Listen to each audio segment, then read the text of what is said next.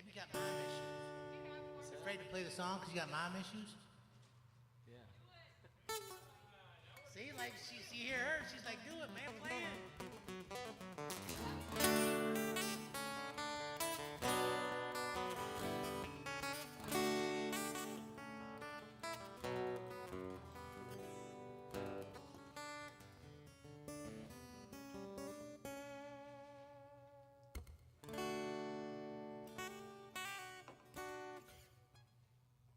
Is it live yet, John? I'm not showing up on my phone. There we go. Hell yeah. Keep jamming. It's just, this is what he's got going right now.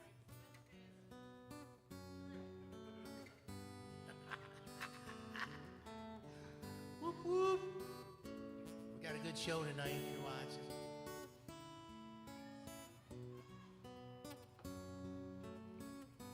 Since you can't see us yet, we got Ryan Fisher, Bill Arnold, Jake Riley, and the Lowlayers. Got some good jammers tonight. Good announcements coming up once we get going.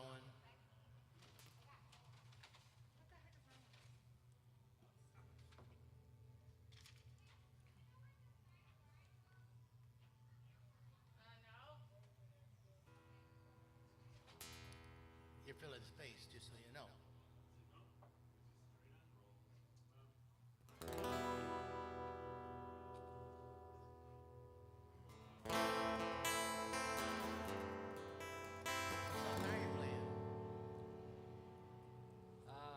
Chili Peppers.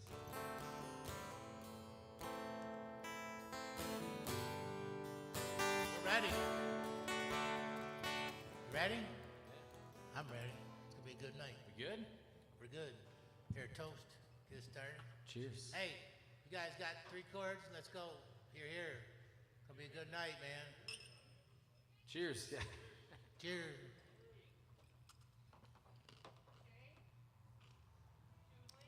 Got some tasty rye. 3 chords bourbon. Let's get this delay off of here. There we go. Now we're clean and clear. So what's up? What's up? No, Episode 8, huh? Episode 8, live from New Hudson Inn. Hey, and you know we're still doing some Zoom music tonight, but starting next week. Listen up, everybody. Next week, next Monday, on June 8th. The New Hudson Inn and everybody else around here will be opened up. We'll be at 50%, but we got a couple tents out back, so it'll help us pick up the tables we're losing inside. And but you know, we're here, you know, on Mondays for open mic. That's what Stoney's on the River, and with Stoney and Andrew, how it started. You know, we were going to do this originally, but due to the corona, it kind of pushed things back. We did out in Andrew's basement for a bit, which is awesome. I'd like to thank his wife for letting us do it. But next week, it's going to be live on the stage, normal open mic with the interviews. We're going to interview a waitress and a musician every week. So, not sure. Go ahead. I just want to say I'm pretty pumped. I'm really pumped. I mean, I know you're announcing it, but man, to get back and do the open mic is going to be super cool. See everybody again, you know. I'm fired up. This is going to be sweet. So it's going to be sweet. I was telling you earlier, right? I said I'm worried about finding a parking spot on Monday. I hope so, man. I hope everybody supports us. I mean, we've had some great support while we've been kind of half, you know, with the carry out, and now we got the parking lot seating. But I got to give it up to the people that come into the New Hudson Inn. All my customers have been awesome, and they've kept us going, and I couldn't do it without them. You know, a bar doesn't operate because of one person. It operates because of the owner, the staff, and all the customers. It all got to come together to make it work. And thank you to everybody that's helped us out for the last 2 or 3 months. And, you know, thank you. And I look forward to seeing you guys all. If you haven't been here, hopefully I'll see you next week, starting Monday. It'll be our first official open mic. It'll be our first official open day. And it's just going to be good. And for those of you, I'm running a little... you know, because of some things that have been going on with Corona and stuff like that, I got some friends that I've met that have lost everything they have. They're carnival people, right? They got the elephant ear, hot dog on a stick, cotton candy stands at all the fairs that have been canceled for the summer. And they asked me if they could come set up in the parking lot this week. And I said, well, hell yeah, you can, because I love elephant ears, right? So Paradise Concessions and Wonder Jump and Rainbow Ice are going to be here Wednesday, Thursday, Friday, Saturday, Sunday. So I'm an adult, but I still love all that stuff, and I'm sure a lot of you guys do. Right? Get your butt out here. Right? Bring your kids. I mean, we're going to have our patio or our parking lot open, until next Monday. But come and help these guys. Support these small businesses that have lost pretty much everything they have. And, if you guys, you help them out, they can keep going. If we don't, then they can't. So, you guys have helped me, and I know we've done a food drive that was awesome while we were closed. We did a can drive that was, you guys are, the can drive is awesome. It goes till the 8th. The bottle can drive for the Great Lakes Burn Camp goes till the 8th. So keep doing that, if you will, and support these trailers we're going to have out here selling all this stuff this weekend. So. And what time? What time do the trailers come out? The trailers will be here from 11 to 7. All day. Yeah, all day. Nice. While we're open, they're Almost. open. You guys are open until 9, right? Yeah. I mean, if they have lines, they ain't leaving. Yeah, right. Oh man, no, that'd be exciting. And Wednesday's barbecue. Wednesday's barbecue. Right, so yeah. get some barbecue and finish it off with a nice treat of elephant ear and slushy, icy. I'm gonna just get back in line. Right? Funnel cakes, elephant ears, deep fried Oreos, just the stuff you get at the fair that you're not gonna be able to get this summer. You can get it here at New Hudson Inn, and you'll be helping a couple small business owners out, which is awesome. We're kind of it's like a small business, like as many as we can get in here. Wholehearted. Here's another Wholehearted Winery. Just so you guys know, my neighbor Dan, he owns Wholehearted Winery. Wholehearted Winery the guy makes great wine. Him and his wife make the best wine. They make our wine. They got all kinds of wine. But $1 of every bottle goes to charity all the time. This isn't a part-time deal for them. The Wholehearted Winery, they got good wine, and it's all about giving back, man. And today, the way things are, it means a lot, man. The people that give back, like Dan and his wife, to the people that need it's huge. It really is. I mean, so with that, turn it over to Andrew. And my wife told me I talk too much. So. Oh, that's fine. You're on a roll. I think we talked about just kind of things. I think a couple other exciting things we talked about was the space launch, right? Yeah. SpaceX. That was kind of cool. I mean, I know it's like a music-oriented show, but I mean, we just sent two people into space. I do have to say, it seemed a little informal, right? Didn't they, before they were always like lieutenant or colonel, and they would say that they're like, oh, Doug and Bob are shooting them up in a rocket, But and their suits, we were talking about their suits, man. They were like high-end suit, like designer suits. It was a Hollywood costume designer, and he designed Batman and something else, a couple movies or whatever. But yeah, I remember when I first saw it, I was like, it's just some mock-up. I didn't know that was the real astronaut. I'm like, no way. But hey, it's functional, and it actually works. So, but I guess it makes sense, right? We got the technology, this giant suit. I think that's not the spacewalk suit. That's just their like. Yeah, that's their flying suit. But they want to pee in because they're in the suit for 20 hours before they land. Yeah, my goodness. I know. Like, what I'm do you serious. do? That's what I'm thinking. They get like 19 hours before they hook up with the space station. I'm like, well, they got to have something hooked up. And what if you get nervous? Right. I'm just saying. Right. That's a long, right? I know. With all the stuff going on, a lot of that was overlooked, and that's huge, man. 10 years before since we've sent somebody up like that, and a private company and the government doing that, I thought that was pretty cool. So, we try to stay positive here and bring up the positive things that happen, and that was, it was pretty cool. It was fun to watch. I was up north, and we kind of stopped what we're doing. We're working on doing some reno stuff, and we kind of sat and watched it, and it's so cool. I mean, when you got that flame, it's like longer than the rocket itself, right? Man. That's just and then they're going 12,000 miles an hour. It's like, damn. Right, I know. They kept going. I was like, they're at like 3,000 kilometers an hour. That's pretty fast. Right. And it just kept going and going. It ended up being about 17,000 miles or more, or whatever. But that's cool stuff. Pretty cool stuff. And hey, how about our interview next week? Yeah. So I'll let you introduce. No, you're the bourbon guy. So we're lucky enough to really try and start to work a relationship. Stoney, not me, but I give all the credit to you, well, both of us, Stoney. yeah. But he's really been. About bourbon. I like bourbon and whiskey.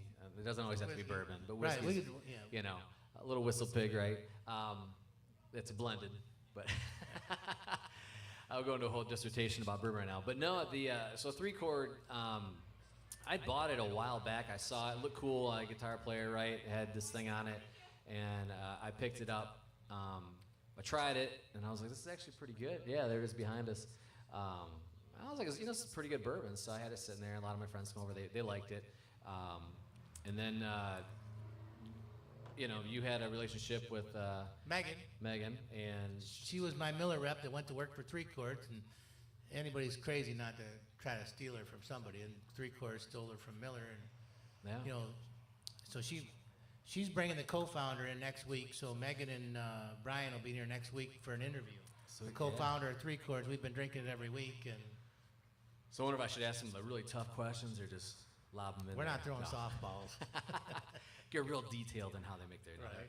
I gotta share it. No, but it's pretty cool. I think it's made or bottled in Michigan, right? Or Jackson? Is it made and bottled? Yes.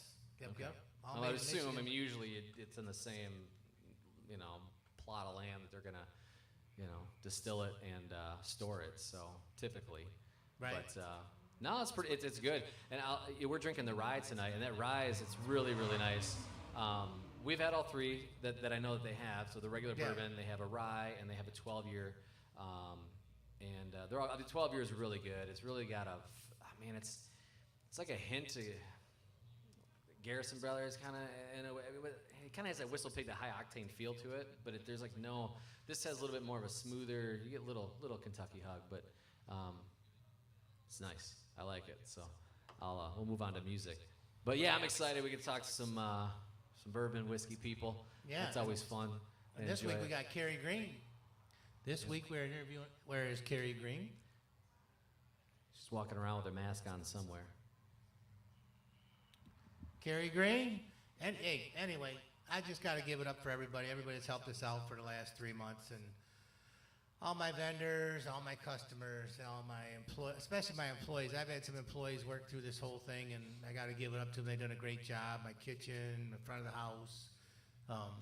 It's just done a good. It's made us a little stronger. You know, it had to, because you know, it was a down time, and we made the best of it. And that's all you get. Whenever things get hard, you just got to make it work. And if you stay positive, you can get through it. And you know, that's what we've kind of done here. And it makes it easy to do when you got a really good customer base that helps you out.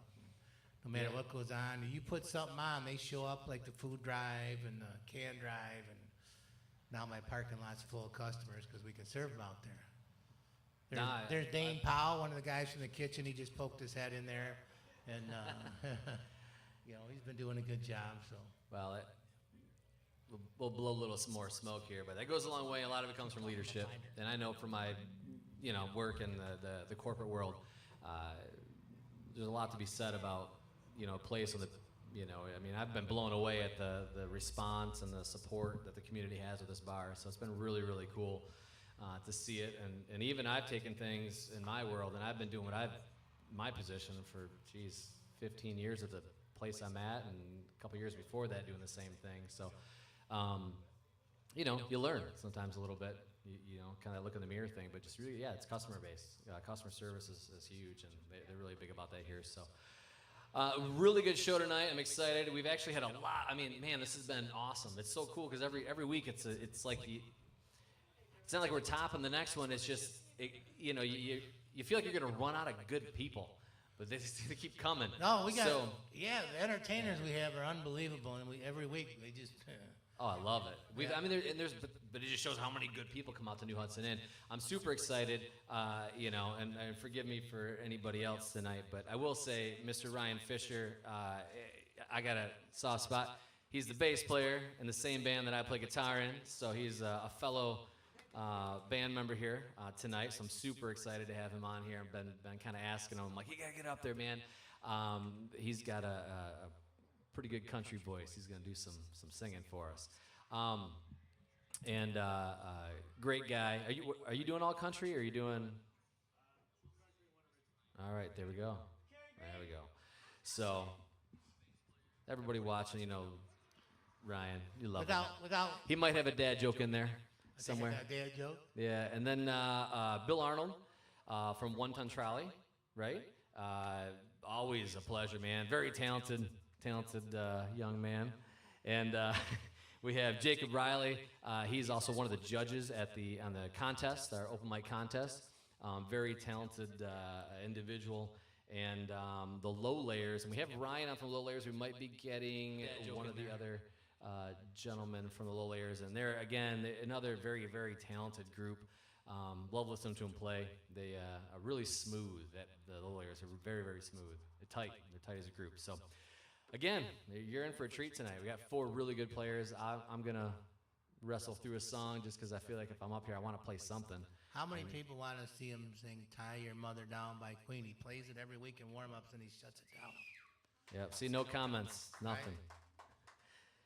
What do we got for comments on there? We got, Corinne. Hello, Corinne. Kent's on. Well, Kent's in here. Matt Dornan. All right. Hey, Matt, how's that amplifier doing for you, brother?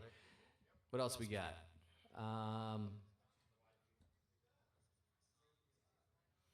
Julie Brown said hello. I can't, yeah.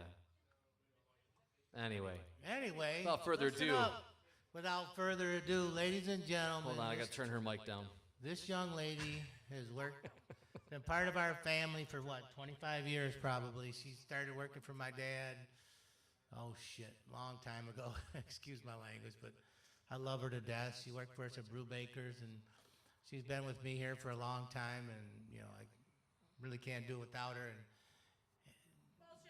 And it's going to be from now on, we're interviewing one of my staff members, one of the people that works in New Hudson. They're not even staff, they're part of the family, and one of the entertainers once we get going live, so full time.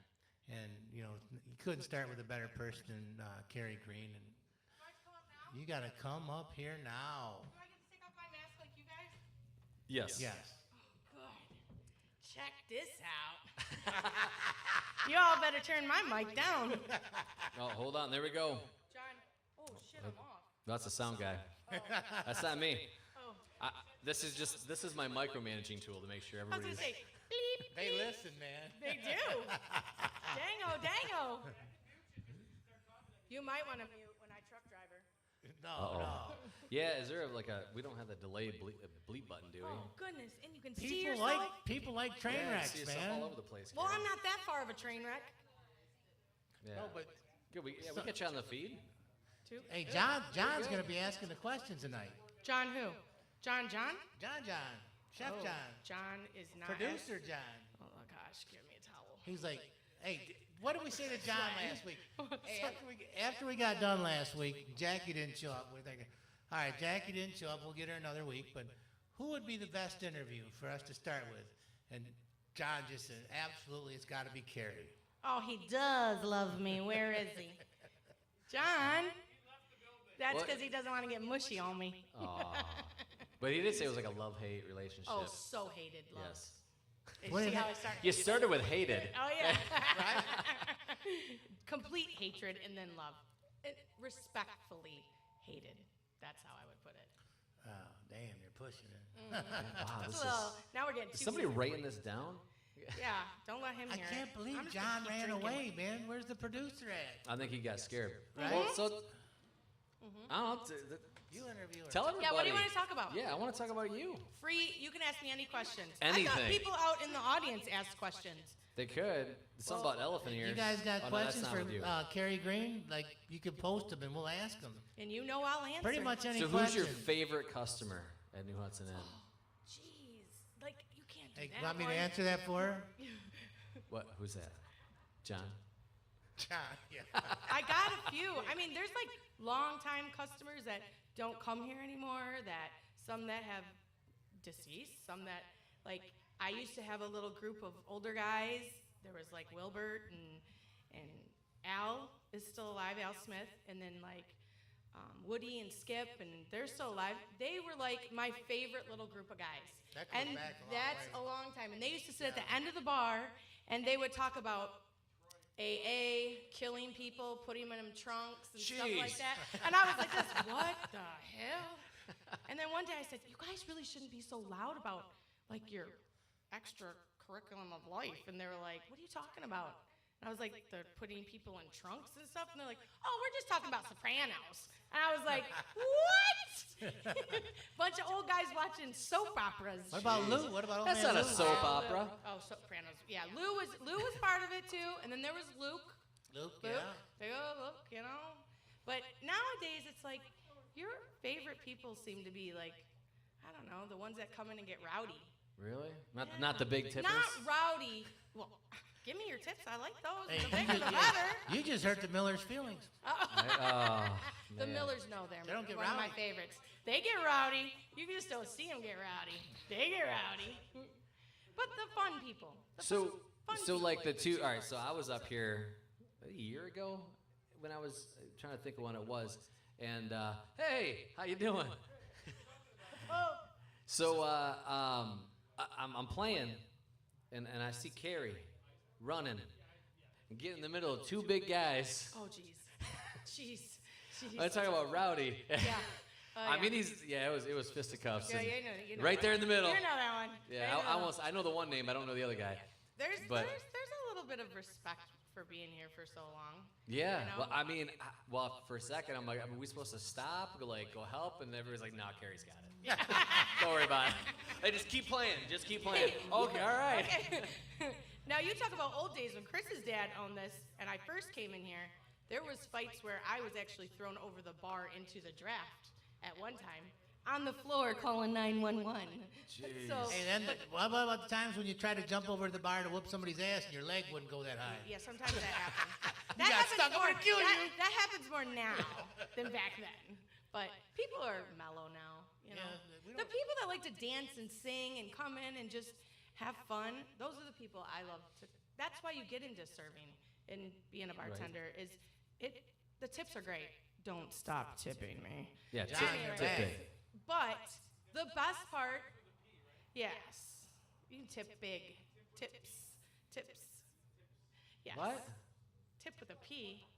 What the heck's he saying over there? I don't know if you're talking hey, sexual cut the or sound talking guy off like of money. whiskey.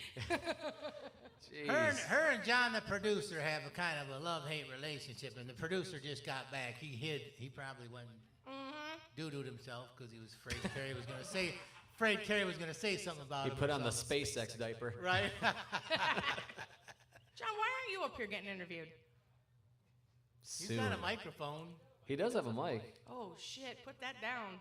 Come on, talk, John. What do you got to say to Karrie? What are you going to ask her? Be That's what I nice. thought. I don't have anything to ask her. You're the one that said she's going to be the best interview. Yeah, keep on drinking. Probably, but I don't know. I don't know about today. She didn't show up in her best form, you know. Cause I'm not I intoxicated. mean, she rarely does in the first You got the glass, place, though. What's the but- glass say? I'll give a shout out to the Stones, the other Stones, not this Stone. Another couple. They bought this for me and had this made. Isn't that cool? That's pretty awesome. I felt pretty damn special. Hell yeah.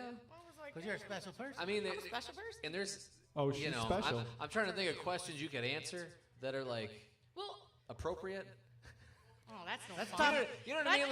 Like I'm sure there's some crazy You got stuff 3 you've seen questions? here. Ooh, bring oh, 'em yes. on. All right. Oh, Because I mean, I kind of want to know like what's the craziest story you have from working. No, you here, don't but- wanna know that. See, that's what I'm saying. I'm thinking in We my gotta- head, like where- you how do we probably find can't. where's the? I can't read. I'm too far. All away. right. When does naked singing start? You're on crack. I ain't naked nowhere. You all run naked singing. And then is your boss cool? Is Chris cool? He's way too cool. That's the problem. All right. He's way too That's cool. from Julia. I'm the soft one, man. It's like, He's the soft one. I had to yell at him. pretty much. He's You got let him the- do you know what? He has the biggest heart you will ever see. And he You says can't that give about that me. shit away anymore. Yeah, I'm the one that's like, oh, hell to the no. I'm like, Oh but, man. Yeah, he's cool. There's a couple women around here that are my conscience that protect me Mm-hmm. from being stupid. Yeah, If one no, of us I- aren't here, if one of us aren't here, he's in trouble the next day. I've heard of a couple of them. Right? Hey, I don't blame you. And It's the what's same way this- for me. I got. You have, What? You have Huh? a wife. She knows your conscience. Well, yeah. I also have like, my entire staff. My management staff is all women, so they keep me in. Isn't it in line. precious? Hey, here's the It best is, thing. yeah. So Andrew and I have been hanging out for over a year now. Gosh, He's that's become part of the family. Really has. It's part of New Hudson Inn, and the all- interactions between me and my staff, which most of them are women. He goes, "This would never be allowed at Staples." No way. No. What I up, O? just, I just say, What up, if, O? oh man, I'd be HR would be on the phone and two. Yeah, there'd be Juliet calling. With that said, though, without getting yourself in trouble, that's with his employees that have been here a long time. Yeah. He doesn't. Well- He's like doesn't really talk. I'm very respectful to Yeah. them. No, it's not like a Joe on right. the floor for me. It was just Yeah. it's a different world. You know what I mean? But like Well, yeah. even the way you can talk to a customer, it's different, right? You know, that's a whole nother story. You know, you work in any retail environment, it's Yeah. Customer isn't always right here. Sorry. yeah.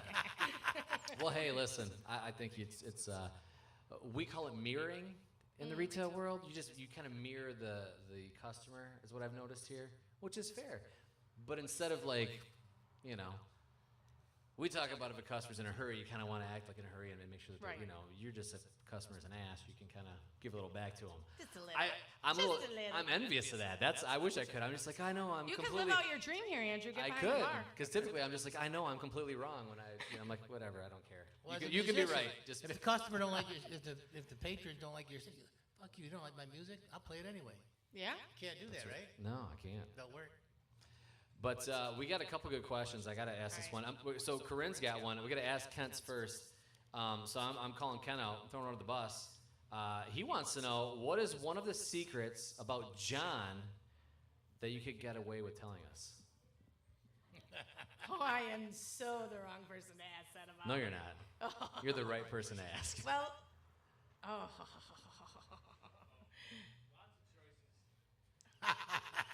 What she's really saying right now is she has no clue. I had to stop myself from You swearing did? there. She has no clue. No, I She have can't no think of clue anything on on the what spot like secret I that. want to give away, is what I'm talking about. I mean, some of the secrets about John, Okay, well, he's a savage. Yeah, we've discussed that. We've He's a discussed that, savage. right? He's a savage. And, Hey, he cut his own hair today, oh, God. and it was already thin. So just imagine. Oh, come on. That looks pretty good, John. I'm impressed. Hey, you got to come up and get on the camera and show everybody. So for those Yeah. folks listening at home and watching, what does savage mean? He's a very dirty boy. Okay. He Hey, acts like he's I that heard he was shy. like the litmus The test. quiet little ones, they're freaks. Oh, boy. So the Oh, fact yeah. that everybody keeps going back. Oh, there's a and reason. and everybody's like, oh, John, please. He's so sweet. Don't feel sorry for Boy Wonder over there. Do not.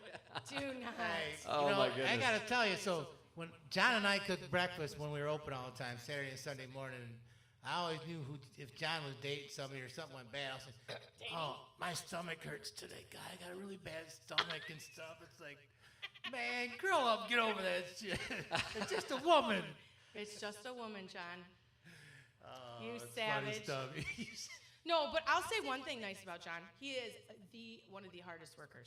He is. He truly cares about. Don't you think? Yeah, I he agree. truly cares Yeah. about what goes out and what people think of his food, and he takes Well, it he's like really you. If they seriously. try to give away a sauce, man, he's cutting their arm Oh, off. yeah. You know? That's probably why we argue so much. Right. Probably. Yeah, it's good stuff. Yeah, he doesn't overpour. Oh. Nope. Well, neither do I. I'm always pour short.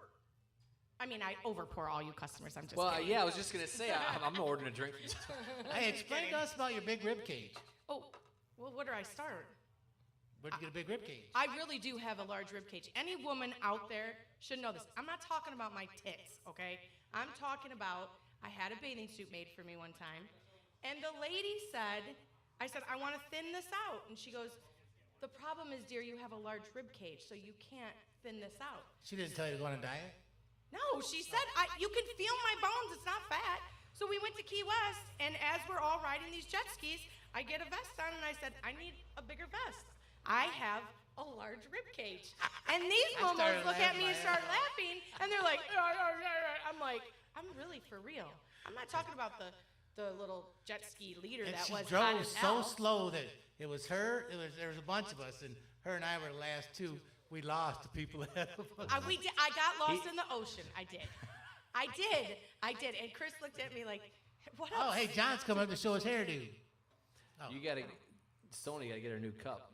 It just says It's a large rib cage. That is my nickname. When John yells for me, he says, "Large rib cage, rib cage." That's how they yell for me. I can only imagine the nicknames from the customers, and because I've been here for October would be 2 years. I can imagine the nicknames. So, and the cool thing is I've been here a lot. I feel like in the past year and a half, whatever, and it's cool to kind of see. You guys have names for people and everything else. Like I said, I'm not going to share that, but not like they're bad. It's just just kind of. No, but it's cool to see from like the outside in a way, because it's like there's some sort of There's a I mean, here connection. enough, but it's cool to see you guys mingle and stuff. Hey everybody, it's John. Hi, John. Cheers. Hi, sorry, I have to speak it in the mic, right? You do. That's how this works. Somebody welcome Am John. I not I'll speaking? cheers with his beer. All right, we just went down I'm not to gonna drink 0 it. viewers. John bartends on Monday night too. Did you? He does? No, Everybody- John's good. He's not just Chef Boyardee. He Oh, is he's- also a bartender. Bartender. You just He's call me Chef Boyardee. Yeah, she did. I did. Chef Boyardee. Sounds better that way. What do you want me to call you? Bob Evans? I thought that was kind of nice. No? I'm You don't like- remember that next time you want me to cook you food.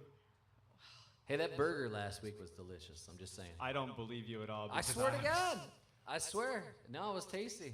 I already had the No, you're brown Mr. bottle Humble flu at about that that. point. You're coming, it's not my best Yeah, work. he's humble. There's 'cause garnishes he's humble everywhere. It's 'cause like- he wants you to keep complimenting him. Yep. That's why he's humble. Last week I thought was a really good week. He's like, man, I had so many problems with it. There's Dude. nothing wrong with being humble.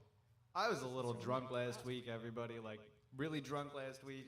All right? Listen, a fifth and a half, a 3-chord Who hasn't was been had drunk? last week. Who hasn't been drunk? I couldn't find the Budweiser behind the bar. Oh, you weren't I drunk. was You were drunk. plowed. Wow. You were cut off. Yeah, that That's was the problem, is I wasn't cut off because somebody over here kept walking over with that fifth. Yep. What fifth? The who? Oh man, yep, we're derailing.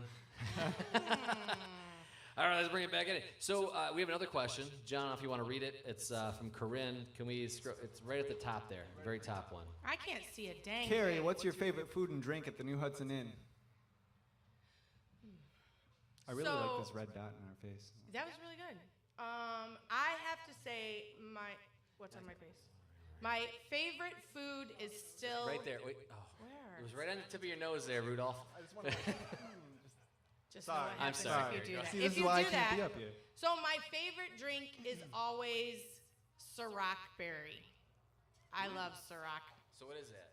It's a vodka. Oh, it's just a straight vodka. Ciroc Well, I mean, I gotta berry? add juices until I get a little buzz, and then I can drink it straight. Man, all right. So I know this person. I'm not. And then get I so like much pork. trouble. Our pork is still my favorite. White trash, like I love. What is it? Pork. Yeah. Our, Oh, for our the smoked food. Yeah. I think it's some Like special our white trash pork drink or nacho something. is like still one of my favorites. So one time, there's this person that I know, and they're probably watching, so I'm definitely not saying their name. They had vodka, and they were mixing their vodka with more vodka, but it was the 3 olive. It was the 3 olives. Olives grapes or no, cherries? the coconut water. 3 olives. I think the Elvis Presley coconut water. Never And even they're heard they're of mixing that. it, and they were a little toasted. I was like, man, this is so good. And we're like, you're literally mixing vodka with vodka. Why would they do that? Because they thought it was coconut water. Oh, boneheads. Boneheads. No, that's just hardcore. Well, hardcore. I mean, maybe they wanted to play like they thought it was coconut water, and they were just I straight don't up know. like. I hey. was impressed. I will Fisher tell- knows what I'm talking about. I will tell you that when you take these little like fruity drinks, like Trulies and like the Oh, the Heinekens, seltzers? yeah, the Oh, seltzers. they're dangerous because you can't don't can't, taste anything. but you pour a little bit of beer in them, like the margarita mixes. You pour a little beer in them, She and went then from it takes two out different the things sweet. there. She's just talking Well, about now what she I was did like, a let's couple go weeks drink. ago. Oh, Now I'm here- like, game on. I got one for you. I'll embarrass myself here. So, the embarrassing thing was where I was at when I drank it. But what's it? It's called. I don't know what it's called. But you take Angry Orchard. Take a cider. Okay. Take a sip out of the cider, and you pour in like 2 shots of tequila. Ew. Okay. Okay. Anyway, Oh. you drink that, and it tastes pretty good. It's pretty good. Were I you forgot what drinking it's called. prior? No, Oh, straight up. So in the band Five Becomes West, Mr. Fisher's coming up here in a bit. Our other guitarist, Mr. Andrew Brosell, he introduced me to it. I happened to be at our drummer's son's first birthday party, and he was like, "Here, drink this." So I drank it. I'm like, "That's good. Let me have another." So I got to tell you something.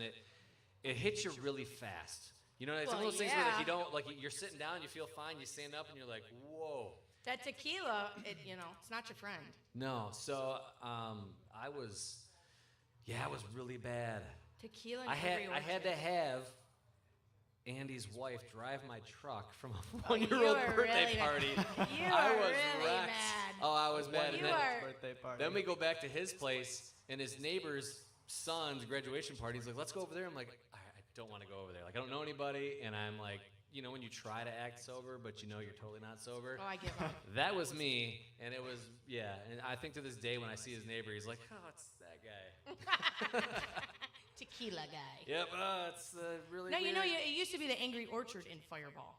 But I guess Oh, you've like that's pretty retired that interesting. to get, yeah, like for 100 years. I don't know that. Fireball and Angry Orchard. Now you've First of all, retired Angry to Orchard. tequila.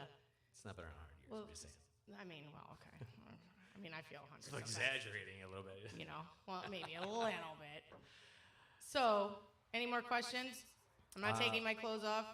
Andrew's not. John's Carrie, larger, oh. I mean, I'll take my clothes off. I don't care, No. but this is Facebook. not. We know. Jeez.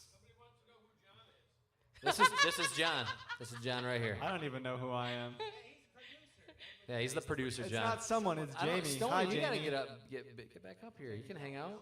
Jamie No, took you it. don't have to take a seat. You can sit in. Jamie said who is, oh, my manager's here. She wants to discuss my wages today. Jamie Jones knows who John is, and everybody knows who Jamie Jones is. She's a fabulous waitress here. Say something, John. I mean, maybe she wants me to talk about that one time that we went on a date. But I don't know about that. I'll save that for some other time. John, bowling is not a date. It wasn't bowling. So So, what's another question? well, something about pebbles. Does that mean anything to you guys? Pebbles? Somebody calls me Pebbles. Well, because is it Jeanette? Just says pebbles. Pebbles. Some people have called me Pebbles. Is that what? Okay. Yeah. Jeanette, you want to elaborate on that? Can we hit the background story? That would be great. Pebbles. John's got it. I know who it is. I just can't tell you the nickname. Can't remember right now. Any other questions? Any other This questions? audience Look at is her. kind of Look at her boring. up The here. only She's thing like, they say any other is questions? naked Any other questions? Like, dancing. she's so Hey, well, first off, I like answering questions. to be fair, there's literally like what 2, 4, 6, 7 people in the Oh, audience. I thought there was a lot of people like on Facebook Well, gonna on get Facebook, nitty-gritty. There's a lot but of people you- on Facebook. I mean, you they're can't not see raising them. their hand and shouting at us, so it's we're trying to read as fast as we can. Shout at the devil. I'm just kidding. Nobody likes Motley Crue.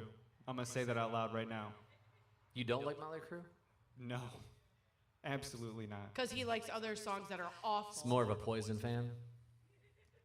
Poison I can accept. Little CC I don't like. DeVille. I What's don't like that- Motley Crue. Kick it, CC. Marie. All right, Corinne. What's your favorite song to hear someone sing live at the inn? Oh, anything that's like Van Morrison or She has no clue Bob because she Seger. hasn't watched any of you guys. I haven't got to come out here and watch a lot of Or- people, but I can hear the door. Anything Andrew plays? I heard you one day, Andrew, and I was impressed. I was like, that boy just ain't a finger bopper on the machine. He's like really can sing and That's- back it I got up. that on my resume, finger bopper. I like that. Finger bopper. Finger bopper all over on that machine. Like, you know, I am always behind the bar on Mondays, and I try to come out here and listen That's to true. people. And I'm always amazed on some of the people that I hear. I'm like, oh, these are real people singing real songs. Or bopping that dude, like, Yeah, Jacob that's Gibson, it. I beatboxing. can't, but I can't watch stuff like American Talent and like stuff like that. I get too emotional. So I'll start like crying. So if I was out here, not a good thing. You win, you win, you win. Like I'll hear your story and be like, that was fabulous. They just gave all that they could give, and they should win. And then they were horrible, but you Well, no, voted I for mean, them. if they were horrible, I'd be like, You see, the real reason she actually comes out here to watch you guys on Monday nights is because she just wants to pretend she's Jackie. You know what I mean? Instead of actually working for her money, she wants to leave somebody else behind the bar while she goes out and does whatever. wow, Jackie, shots fired. Jackie ain't in there. Sorry, Jack, I didn't say it, but he did. It She's wasn't not even just, here to defend it herself. wasn't just about you, it was about her too. I Or mean- it just wasn't about I mean, her, it was about you I too. will say something about the smoker breaks, but I don't smoke. But Just- hey, we're digging them all in. All right. Sierra, you smoker. Yeah, Sierra. Oh, you guys, just all right. Before you dig a hole any further, we're gonna get to the music portion of this thing. But I want to say thank you, Karrie. It's honestly, it's been a pleasure since October of 2018, I guess it was when we kind of started this open mic thing and meeting you, and you're a pleasure, and it was Yeah, nice it to doesn't see seem you. like that long, but Right, you guys right? do a good job. So, Yeah. well, I'm thankful for her and Josh Cash to connect the two of us, and honestly, I mean, it's been a pleasure knowing you for this long. It's cool. I know some other people have known you way longer. So as time goes on, and we'll You do a interact very more. good job. I really You're going to appreciate regret so. it the more time you spend around her. No, I like Karrie. Even my wife loves Karrie. She's like, I love that Karrie girl. She's I am cool. a really good person. Like, I'm a really good person. Who the hell came in here? No, and I will say, to anybody out there, the people that come into New Hudson Inn are the people that make the New Hudson Inn. That's why I can never leave. I'm too old to really be slinging drinks, but the fact of the matter is, you bring all people like you, people like John, people like that Red over there. Like, you people make the New Hudson Inn. So as long as you keep coming and you keep having fun, then we keep having fun. Yeah, just So like the keep it up. song, the New Hudson Inn song. Damn right, Scurvy dogs. Whoop, whoop. Absolutely. So Thank you. awesome. No, thank you, Karrie. Everybody you. online Thank and here, you. give everybody Karrie a Let's round of go. applause. Let's Thank go. you. And everybody, we got to see John on camera. Isn't Awesome. he cute? He's single. He's single. Apparently, Ready he's to mingle. always single. Good job. Good job. I'm not working now, Sierra.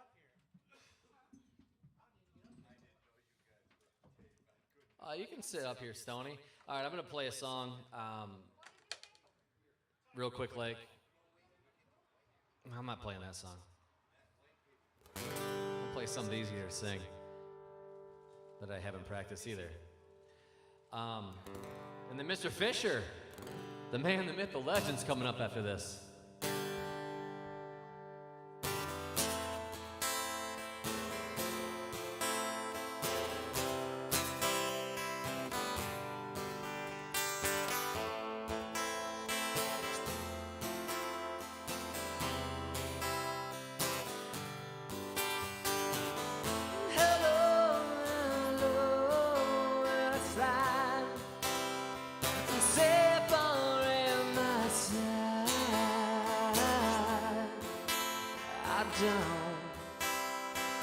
Don't believe it's been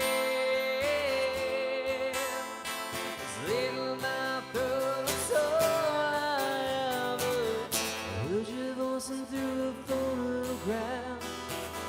I thought it up and brought up the past. I want you to know we can never go back. You gotta take it on the other side. For centuries you were a man to me, a cemetery where I buried the sea. You stranger things will never change your mind. I gotta take it on the other side. Take it on the other side. Take it on. Take it on.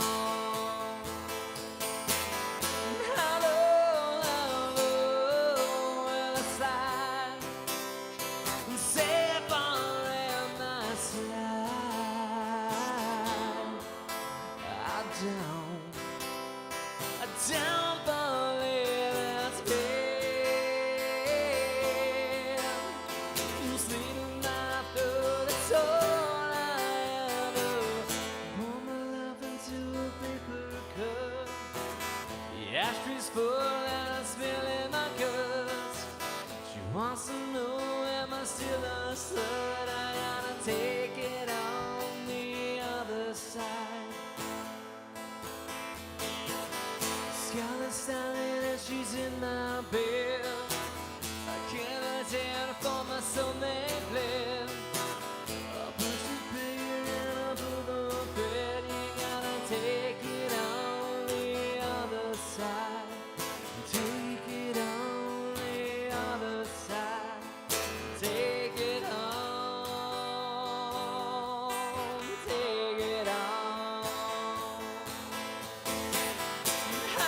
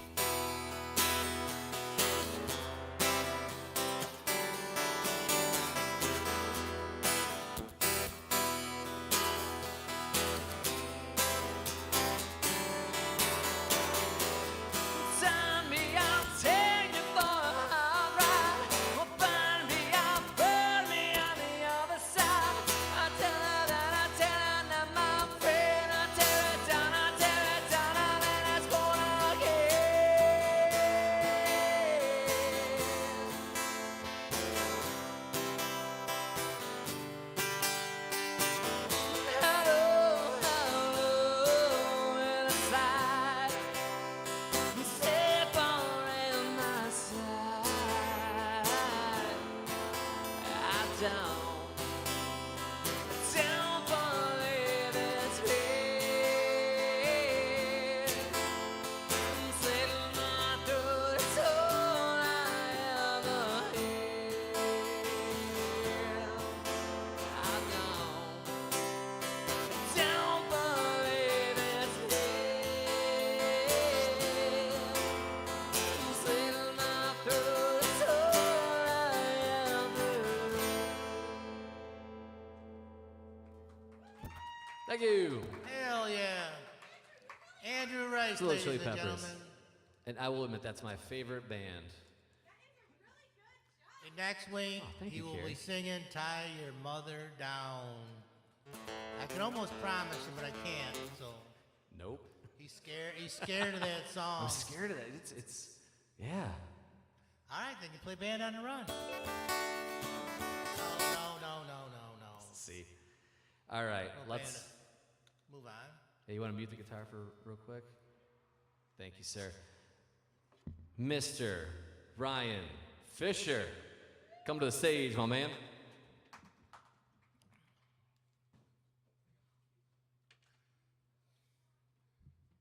We're interviewing first, right? Yeah.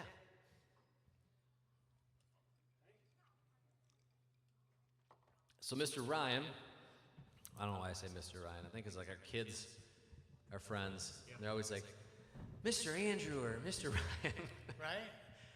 So, this is Ryan Fisher. Welcome to Stoney's on the River. Hello, everybody. All right. Well, thanks for coming, man. Hey, no problem. Ryan is the bass player in. Five Becomes West. Yeah. There we go. And tell us about Five Becomes West and how you started. So I started about 3 years after I met Andrew. We were at a block party. It was like a Halloween block party. And I remember it was the October of 2014 because the winter of 2013 to 2014 was god awful. It was like 40 below, and it would only get warm to bring in like 10 more inches of snow. And I had this little putsy snowblower, and so I went out for the fall of 2014. Got this monster snowblower because I live in a corner lot, so I have to shovel like the front walk and the back walk. It's like 100 yards worth of sidewalk. I was so mad, so I went out and bought this snowblower. I remember exactly. We were at the party, and I was like, "Man, I spent so much money on this snowblower. I could have bought a new guitar." You were like, "Guitar? What? Somebody say guitar. Yeah, exactly. Basement full of guitars. And it was like game on ever since, you know. Isn't that's how it goes, though, I think, with musicians. I had in high school band, and I was wearing a, for any musicians out there may know, there was a Gorilla Snot. And I had this, dude, it was the coolest shirt ever, and I wish I could find it still. It was a white shirt and had a drum head, and it had a big gorilla like busting through, and he had boogers, big old boogers hanging out. But the Gorilla Snot was used, you put it on your fingers to hold your pick or your drumsticks. Drumsticks, yeah. And I remember sitting there with a Gorilla Snot shirt on, and this other kid's like, "Do you play drums?" You know how it is in high school, right? Really awkward conversation. I said, "No, I play guitar." "Do you want to be in a band?" "What do you play?" "I play bass." And so we started this band, Read Between the Lines, and the drummer is the drummer that we have now. Oh, yeah, Von, yeah. Yeah, Ryan Von Reichbauer. But Ryan, you also play drums? I do, yeah. I'm a rhythm guy, so when you see me play guitar, just remember I'm a rhythm guy. You know, I didn't grow up playing guitar. I started playing drums when I was like 10. I didn't touch a guitar until I was in my 20s, honestly. But grew up singing in church, all that good stuff. Mean streets of South Central Canton, you know, I survived. Yeah. It's all good. So what's your favorite guitar that you have? My favorite guitar, I have it's called Gibson Midtown. And it's named after my wife because she let me buy it, and it's really, really expensive. Andrew doesn't tell his wife when he's playing guitar. Yeah, I don't have that luxury. So I named her Renee, but it's a Gibson Midtown. That's my favorite. It's a beautiful guitar. Six-string. Yeah, I love that guitar. It kind of looks like a Nighthawk, though, doesn't it? In a way, like it's I call it a Les Paul with wings. So it's the closest thing I'll probably ever get to a 335. You know, I don't have the budget for a 335. Yeah, that's right. It's a little, okay, yeah. So it's why, you know, I've always loved Lucille, B.B. King. You know, I just like anything classic. So that's my thing. So I fell in love with this, but it's got a solid body. It's not hollow body all the way through. It's got the F holes, You'd think it might be a solid hollow body, but it's solid all the way through. So it's got plenty of sustain. Well, you had a 335. I did. I had Red West. I had an Epiphone 335. You sold it. I sold it, yeah. To Andrew Brosell, our other guitar player. And and both you guys are big Elvis fans. Huge Elvis fans, yes. Yeah, a little Are you obsessed playing with Elvis tonight? No, actually, I'm not going to play Elvis tonight. But I thought about it though. Yeah, big Elvis fans. And Red West is Elvis's guitarist. No, Red West was he was part of the Memphis Mafia. Red and Stoney West. They were. He didn't play good guitar? friends. I don't know if he played guitar. He actually wrote some of the songs that Elvis did, and he was like a stuntman too towards the end of his life. I swear this whole time I thought it was like Elvis's like backup No, guitar no, player. his guitar player is James Burton. That's his number one guitar player. Or his first one was See, because these guys will say Scotty Moore. Scotty Moore was his first guitar player, and then James Burton is like I heard that name before. James Burton or Scotty Moore? Scotty Moore. Yeah, Scotty Moore is like him and Bill Black were the original three with Elvis, and Bill Black died in the '60s from brain cancer. But Scotty Moore, we just lost him like 2 years ago. He's a phenomenal guitarist. So normally, like our band practice, if anything Elvis pops up, you and Brosell start talking, and then Ryan and I Vaughn just kind of do this. Cricket. We have no idea what you're talking about. I literally thought Red West was like the name of some guitar player for Elvis. No, it's just it's like one of his best friends in the Memphis Mafia. But it's a cool name, Yeah. and the guitar. So it's an Epiphone 335 It's a great guitar. named Red West, and he's got another one named Blue Suede. It's a blue Les Paul. Yep. So yeah, big Elvis fans. And then you, your dad got you one, didn't it? Your parents got you one when you graduated, like a Tele?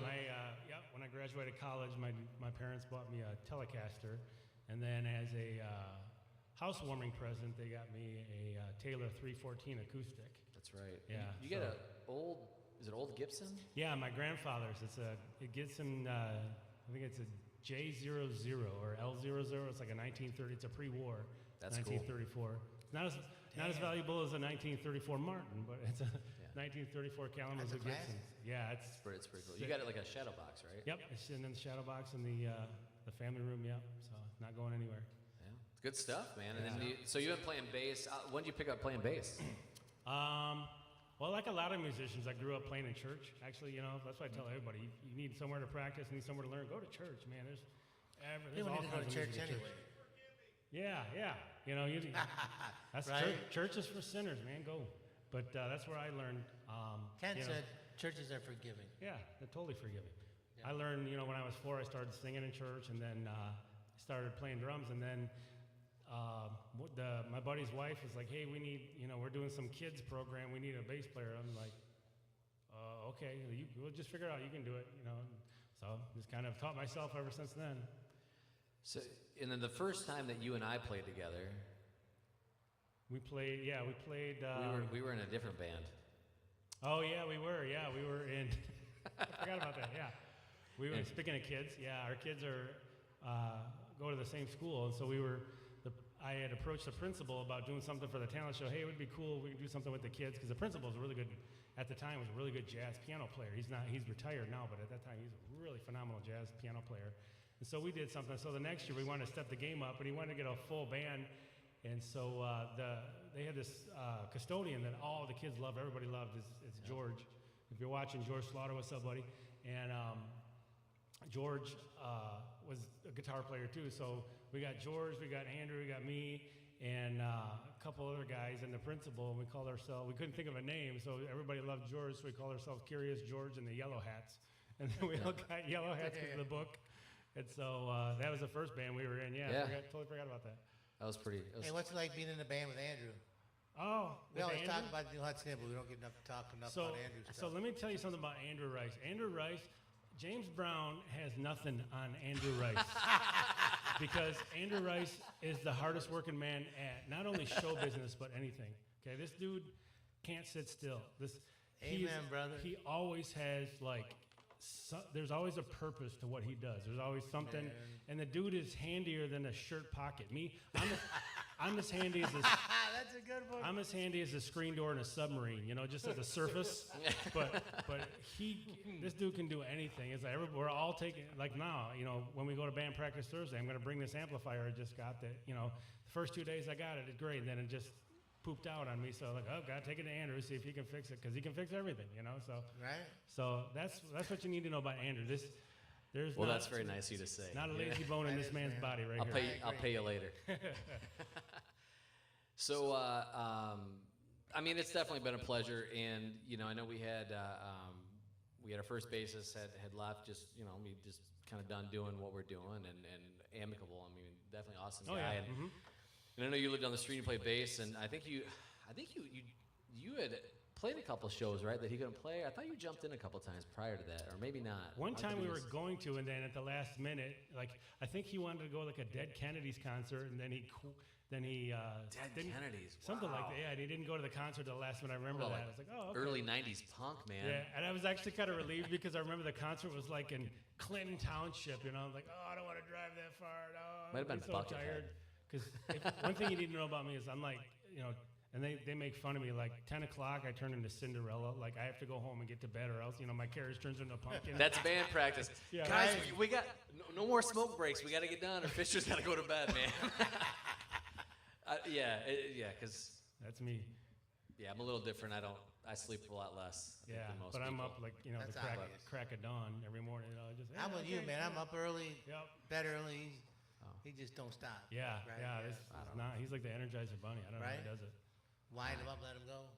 Yeah. But All he takes is beef sticks. yes, beef sticks. That's It's all the energy That's I all the need. dude eats. Beef and cheese. Yeah. So anyway, we started, and then he left, and I mean, obviously that was a big thing when we had a first kind of band member, and we're just a local band, it's just for fun, and our biggest thing, I think, it was always, Brosel and Ryan and I, we all went to college together, and we've been friends for a long time, and it was always trying to find somebody that could. I don't know how to say it, but like, I mean, and I think you get it now that you're in it. Like you got a group of guys that there's no filter, I think, sometimes, and we're very, we're buddies, we're boys, we're close, and so to have somebody kind of come into that's not always the easiest thing, No. or maybe to get what we're doing, because you can look at it from the outside, like, man, they're really harsh on each other, but we're just that close of friends. Yeah. But you really kind of found a place and was great. It was awesome to have you. It was cool to have another voice in the band, and really, the cool thing is you really made a dynamic in the group, I would say, is as far as really splitting off the rhythm section, and I think, like you've mentioned before, I think what you said was you guys are the cake and Brosel and I are the frosting. Yeah, you're the frosting. And honestly, and that's really kind of what it is. You got to have that foundation. That's funny So shit. He's the frosting. yeah. Yeah. So with the drums, you got the drums and bass, because they're really keeping, and our timing has been better. We've been on a lot better, so we've really, and we're learning as a band, we're growing, and when you play with people for a long time, you're kind of used to that, and for him to kind of just jump in the pocket, it's pretty cool. So it's been fun. It's been a blast. We've had a lot of That's fun great. doing it, and again, the only reason we've ever done this, and I know Brosel had left the band for a year and kind of came back, because the whole point of this thing was that fun. If we're having fun, it's worth doing. We're Fun's not, always good, man. we're not trying to be rock If you're stars, you know what I having mean? fun, you're not living life. It's just it's Absolutely, true, man. so- Especially nowadays. We're having a blast, and it's been a pleasure. So, any other questions from you, or? No, I'm good, man. I asked about what he thinks about you because that's all I know. All I know about Andrew is what I know. I mean, I don't know him from the other side of what we got here, and that's why I asked. You can ask Because me. I see him like you see him. I see him. He's nonstop. Yeah, He's like, always. hell yeah, we can do this. And those of you, we're looking at other venues, and we're coming close, and more music venues, and Andrew's going to be part of it. And, it's just. He's a good guy. He's a really good guy. I enjoy doing this show with him. I enjoy doing business with him. So it's all Yeah, good. it's great. Well, I appreciate it. You talk to my wife, you might get some more insight then. Right. Yeah, I'm afraid to because she'll say, "Stop it." Amy will be like, "Well, let me tell you the real story." Yeah, I right. will say. Hey, that's who we should have up here for an interview. Oh, my is your goodness. wife. Boy, My wife, I'm good with, man. She I loves want to this sit stuff. there by the mute button. I will say, Andrew has a dog that hates me. I love his dogs, man. Yeah. They've been on the show and The stuff. dog hates Yeah, everybody. Tui. Tui hates me. Right? Yeah. I try. I'm like, every time he says, "Come on, Tui, you me, buddy." No. So, Tui's like, Tui, and I love Tui. yeah. So anyway, real quick, because we got to get the show rolling, and I don't want to, Yeah. drag on. But yeah, my wife brought home a dog. She called me, and she was like, Rescue the I did dog. something. Because I didn't want. I love animals. I really love animals. I love going. But I didn't really want to own a lot of animals. And so he they brought loves home, other people's animals. Yeah, so they brought home. Amen. It's like having grandkids or something. You You want to go to the zoo? I'll go. Yeah, and so you play with them for a little bit and let them go. But they wanted to have a dog, so they got a dog, and then all of a sudden a second dog showed up, and I'm like, what is this dog doing here? And it's a little teeny dog, and I grew up with. I had a pit bull, and I had like a lab golden retriever kind of mix thing. So I had bigger dogs. I wasn't used to this little thing. Chewy shows up to greet you when you knock at the door. Trust me. Oh, she thinks she's tough. Yeah. But I'll tell you, I have fun with her. She's a good dog. She's a really good dog. And but I think her and I's relationship is good because I'm like a cat kind of person. I'll let the animal come to me. I don't have to get all in its face and do that stuff. So when they make the connection, and I think that's because you're more of like a bro style. We talked about that once too. Yeah. You guys are golden retrievers. You'd be friends with everybody. What's happening, man? So when you see a dog and you try to get in their face, sometimes they don't like it. It's kind of like a cat, right? If you try chasing a cat down, they're like, "Peace, I'm out." I got cat scratch right there. Had my daughter's cat. I've been feeding it while she's been out of town, and I was patting it today, and it just decided it was going to jump off, and it just took off. I got the cat scratch. But anyway, yeah. All right, so give us just a second. I'm going to get you plugged in. All right. We're going to get you dialed in, and Fisher is going to play 3 songs, and then afterwards we'll chat with you for a couple seconds, and then we're going to get Bill Arnold up here and get the show rolling. I know we're kind of taking some time, but this is cool to do the live thing, and this is going to be the last of the longer type interview performance shows because we're going to go back to regular open mic next week. So again, next Monday is open mic back on full force, but we're going to interview people, and then we're going to start featuring artists. So I will be talking to the people that have already kind of got booked or scheduled for next week. What I'm going to do is we're going to change it up a little bit. So if you're watching, don't worry, I'll contact you. I'll let you know. What we want to do is featured artists, and we're going to have a featured artist. So everybody else that we have, each week we want to do something special. So, all right, let me get you dialed in. All right.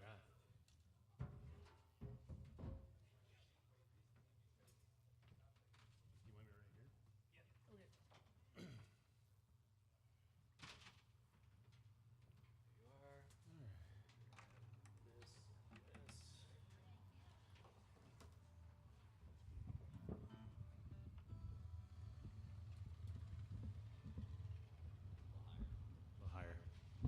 There we go. Yep.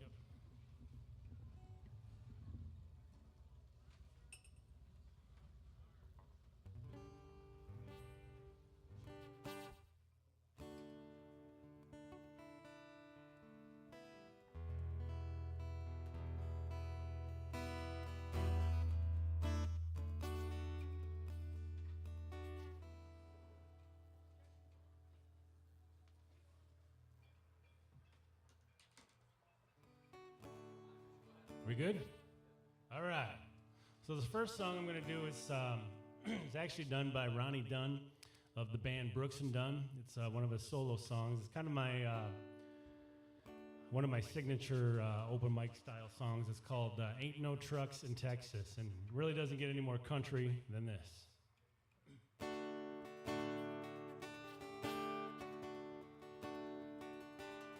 There ain't no bar at the edge of town, ain't no guitar with a lonely sound.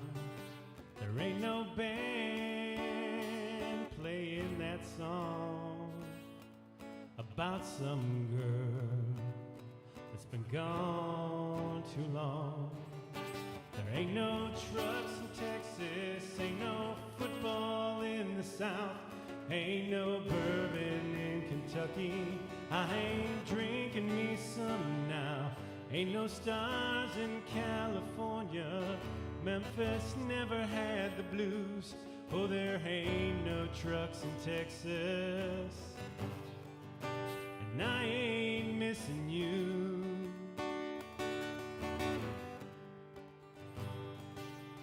There ain't no phone sitting by my drink, I don't hope it's you. Every time it rings. I don't care where you are, I don't wish you'd turn around that car. I don't call your friends, I don't wanna know. I don't regret letting you go, and there ain't no trucks in Texas, ain't no football in the South, ain't no bourbon in Kentucky. I ain't drinking me some now. Ain't no stars in California. Memphis never had the blues. Oh, there ain't no trucks in Texas, and I ain't missing you.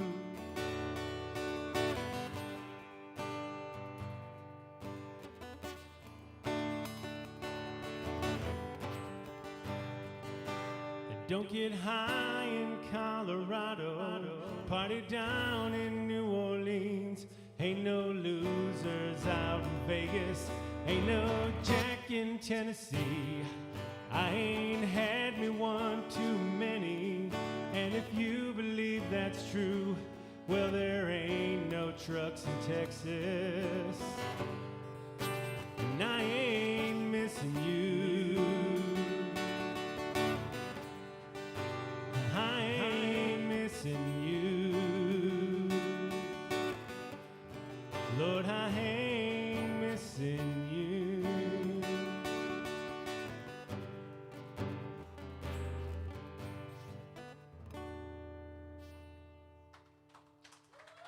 Thank you very much. Ronnie Dunn. All right, thank you. Well, this next one, I'm not much of an original guy, but this is an original. I consider myself an entertainer. I'm not, an artiste or anything, I love my dad. My dad's been gone a while, and, I never had any angst. I grew up in the grunge era in high school and everything. And, I hate my dad and all this on grunge. It's the greatest thing ever, No, I love, I had a great life and everything. So my approach to music is I don't, there's not angst in me that has to come out in the form of being an artist, but my artisan is entertaining. I just love to entertain people, make them happy, make them feel nostalgic, because I love to feel nostalgic. But this song, I actually wrote it about 6 months ago, and it really applies to kind of everything that's going on today. I wrote it as an allegory of what takes place on social media. It's such a double-edged sword that we have with social media. It's a great tool, that we can promote positive things and businesses and connect with friends we haven't seen. But man, there can just be so much vitriol on social media, and it's so easy just to forget to love people, man. You need to love people, just be kind and do the right thing. What's right, do the right thing, and so that's what the song is called. It's called Do Right.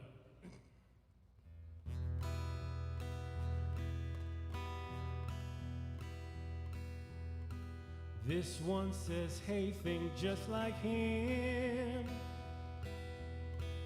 This one says, hey, grow thicker skin. I say just do right by 'em all. Bigger the pride, bigger the fall. You gotta do right by your brothers. You gotta do right by your friends. You gotta do right by the people, for it all comes to an end. Can't hide behind no social wall. Take shots once now and then. Can't stand beside any party line, so don't even pretend. This one says, hey, come follow me. One tuck or two is all you need. You're going viral, guaranteed. Just snap the picture if you please. You gotta do right by your brother. You gotta do right by your friends. You gotta do right by the people, for it all comes to an end. Can't hide behind no social wall. Take shots once now and then. Can't stand beside any party line, so don't even pretend. How did it ever get so mean? Bigger the score, bigger the scheme. Go on and choose a better face. Show us the human in the race. You gotta do right by your brother. You gotta do right by your friends. You gotta do right by the people, for it all comes to an end.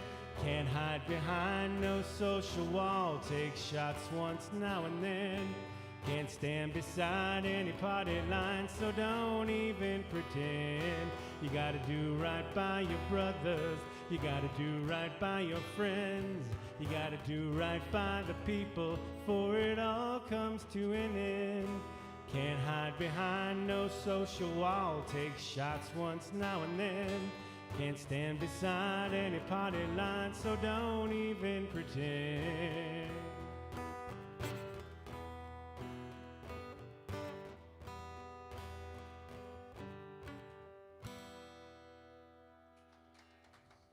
Thank you, thank you.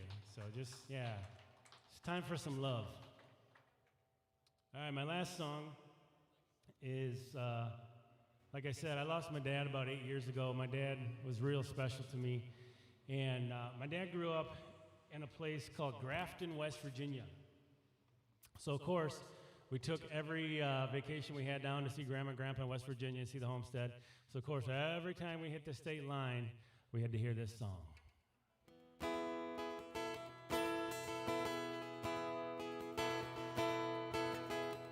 Almost heaven, West Virginia, Blue Ridge Mountains, Shenandoah River. Life is old there, older than the trees, younger than the mountains, growing like a breeze. Country road, take me home to the place I belong, West Virginia. Mountain Mama, take me home, country road. All my memories gather round her, miner's lady, stranger to blue water. Dark and dusty, painted on the sky, misty taste of moonshine, teardrops in my eye. Country road, take me home to the place I belong, West Virginia. Mountain Mama, take me home, country road. I hear her voice in the morning hour, she calls me. Radio reminds me of my home far away.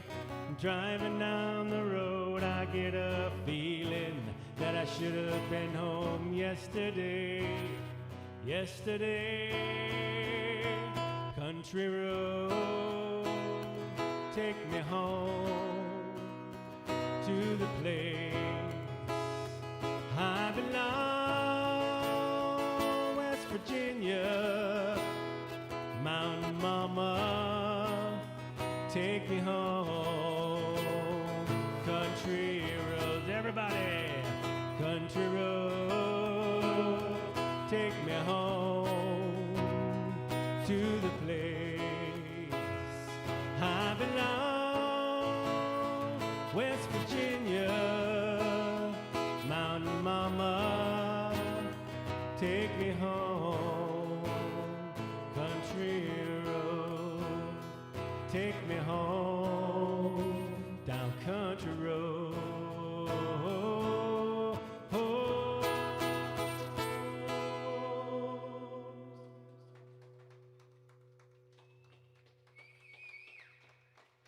Thank you. Thank you very much. I'd like to say hi to my wife and kids. Hi, everybody. Love you. And my buddy, Brian Warner. I know you're watching. Love you, buddy. Thanks for the calls, man. Oh, he's muted. Always mute me. Oh, there we go. Bam, I'm back. Hey, that was awesome, man. Especially You click the reverb? John Denver. That man. That's my dad used to play that. My dad's the Oh, yeah. reason we got into this bar business. And he used to say, "Come on, kids, we're gonna play Country Road, and I'm gonna play, and you're gonna sing." And we couldn't sing a lick, but he made us sing anyway. Yep. We get that banjo up here. You can play Yeah, it. sure. Hey, I'm gonna play the banjo when you do Band on the Run. All right, I'll do that That next was week. awesome. That was really good. So, I'll bring the banjo and just pluck a little bit if he's gonna sing. Gary Valentine, applause. Thank you, sir. Thank you, Gary. Gary's a good friend of Five Becomes West. He's stepped in and played bass for us a few times yeah. when Fisher can't, or Fisher will play drums when the drummer can't. We get a bass player to come in. So yeah, it's nice having multi-instrument musicians in the band. So, and then what about this guy? Oh, Julie's watching. Hi, Julie. Thanks for lending your husband out tonight to come play. You did awesome. And again, any country songs, I'll play a country song. I just don't know any.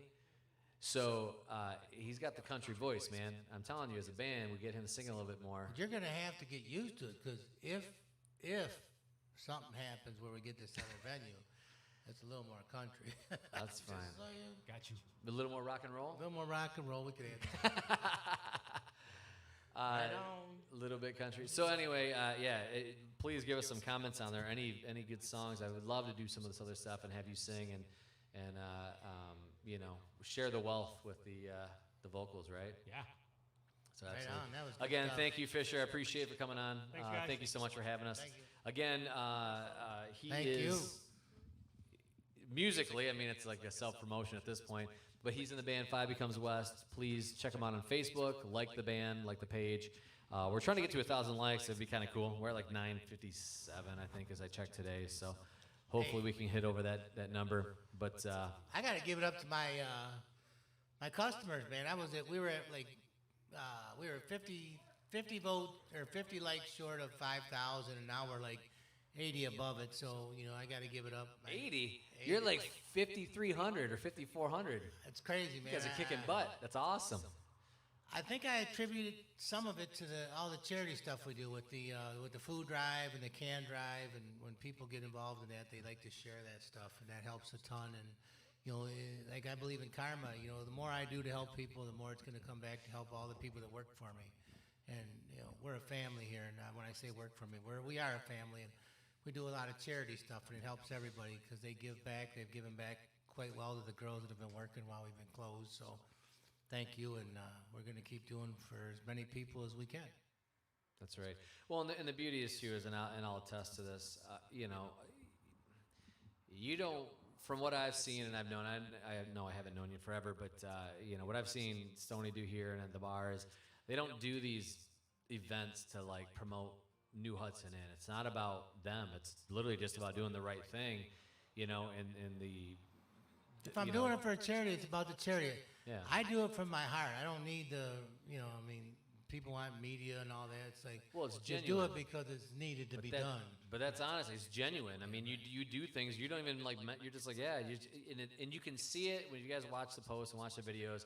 Every time you post something, it's literally about whatever the promotion is. He doesn't promote the band or the bar or anything else, and that's the cool thing is when it's genuine. And yeah, the byproduct, of course, there's always going to be good stuff, but that's not your intent going in. Because if your intent, people can read through that, man. They can read through it so quickly if it's. Just, I got a good friend from Wonder Jump, and he's going to be here with his slushy trailer. Pipes. Pipes. Yes. Troy Powell, his son Dane's right over there. I love him. And Troy says, "Hey, Stoney, man, we got to help somebody here. We got to, we need it." And him and I, man, we've done a lot of charity work, and we do it because that's what needs to be done, and we love to help people, not because we're looking for something else. It's just because we have the ability to help others, and if we can, we do it, and that's the way life should be. Right. Especially in this day and age, man. Let's face it, And this next guy that we got coming up, Bill Arnold, man, he's a special guy. He's a little north of us, and he does some open mic up there, and he does some singer-songwriters that are really special. And, you know, they got that, what's that place you guys got up there? The 20th Street. You play there a lot, right? 20 Front 20 Street. Front Yes. Street? Yeah, give it up 20 Front Street. Well, come on up, Bill. I mean, you can come up. We'll chat I was here. going to introduce him like that, but yeah, Well, I knew- and we're looking for another place, and it's more of a, it's more of a, kind of like a, it's got more stage and more dance floor, and it's more about the artist and the New Hudson. We're working on it, but we only have so much space, and the guys like, you know, that's coming up right now, you know, they make it special. It's about the musicians. Music brings everybody together, man, especially, like I said, this last 3-4 months, things have been kind of crazy in the United States and around the world, and, you know, music just brings people together, and, you know, guys like this next guest, man, that's what they're into, man. They play music, they share music, they write music, they have a lot of singer-songwriter stuff, and, you know, for those of you out there, I mean, these guys do some pretty crazy stuff, and we proved it in our singer-songwriter competition that we got a lot of local artists that write some damn good music and play some damn good songs. So, hey, we're still working on glitches. It's all good. But Man, we anyway, can work through it. this guy's outstanding, and when he posts stuff, and I follow up. Not we do music here, but I follow everybody else's music to see where everything's going, and he does a nice job. He does a really great job of these things up in the north end of Oakland County, and it's just a pleasure to have him playing here at New Hudson Live, and you know, our second night back of the open mic live here. So, we'll give Loving it. Yeah. right? So, by the way, I mean, Travis, if you're watching, not only is there one capo, there's two capos. We're getting I Travis like to the cheat a capo little for his birthday. I mean, come on. It's an inside thing. Well, I with don't another want to guy, have to retune on stage. I always hate retuning on stage. It's don't always worry, a man. Don't disaster. worry. We love it. You can tune on stage. This is live. It's all good. Oh, Do that's the what you beauty of gotta this do. thing is, 'Cause yeah. the beauty of it is we want you to sound as good as you can. If you need to tune, we're That's why I do good the with listening to you capos. tune. And Well, you know, real quick though, Wolf has been on like every week. I don't know if he's on this week. I haven't seen him yet. But just in case, Wolf, I'm rocking it. I got the Wolf shirt, man. oh man, if you'd have told me, I'd have worn mine. Come on. So First guys couple gotta weeks were the same. coordinate. yeah, the first couple weeks we you know we That's dressed the Sierra's same. dad. Sierra's one of my fine family members that helps customers with what they need, and she does a great job. And Wolf's her dad, and he's a music guy, and he does a really good job. And we appreciate what Wolf does for us and everybody else. You know, he He's spreads awesome. the music. Wonderful man. But we got to get him up here, really, and then we can talk about him. Right. But Bill, so you've trying to think the first time you came up here that I saw you was that the contest last year. Yeah, that was the one in the fall. The singer-songwriter. The singer-songwriter. Singer-songwriter. Yeah. First time we saw him, yeah. You guys came up and you That know, was good. it's one of those, and I'm not blowing smoke. I know people. I swear, it's like we always saw how everybody is so good. Right. Like you started playing, and I was like, No. wow, that guy's really good. You know. No, There's just so many like talented people that come Thanks. up here, but you know, I mean, sound great, awesome. Your originals are good. And your buddy. Anthony Zach. Yeah, that's right. Yes, Anthony. Yes.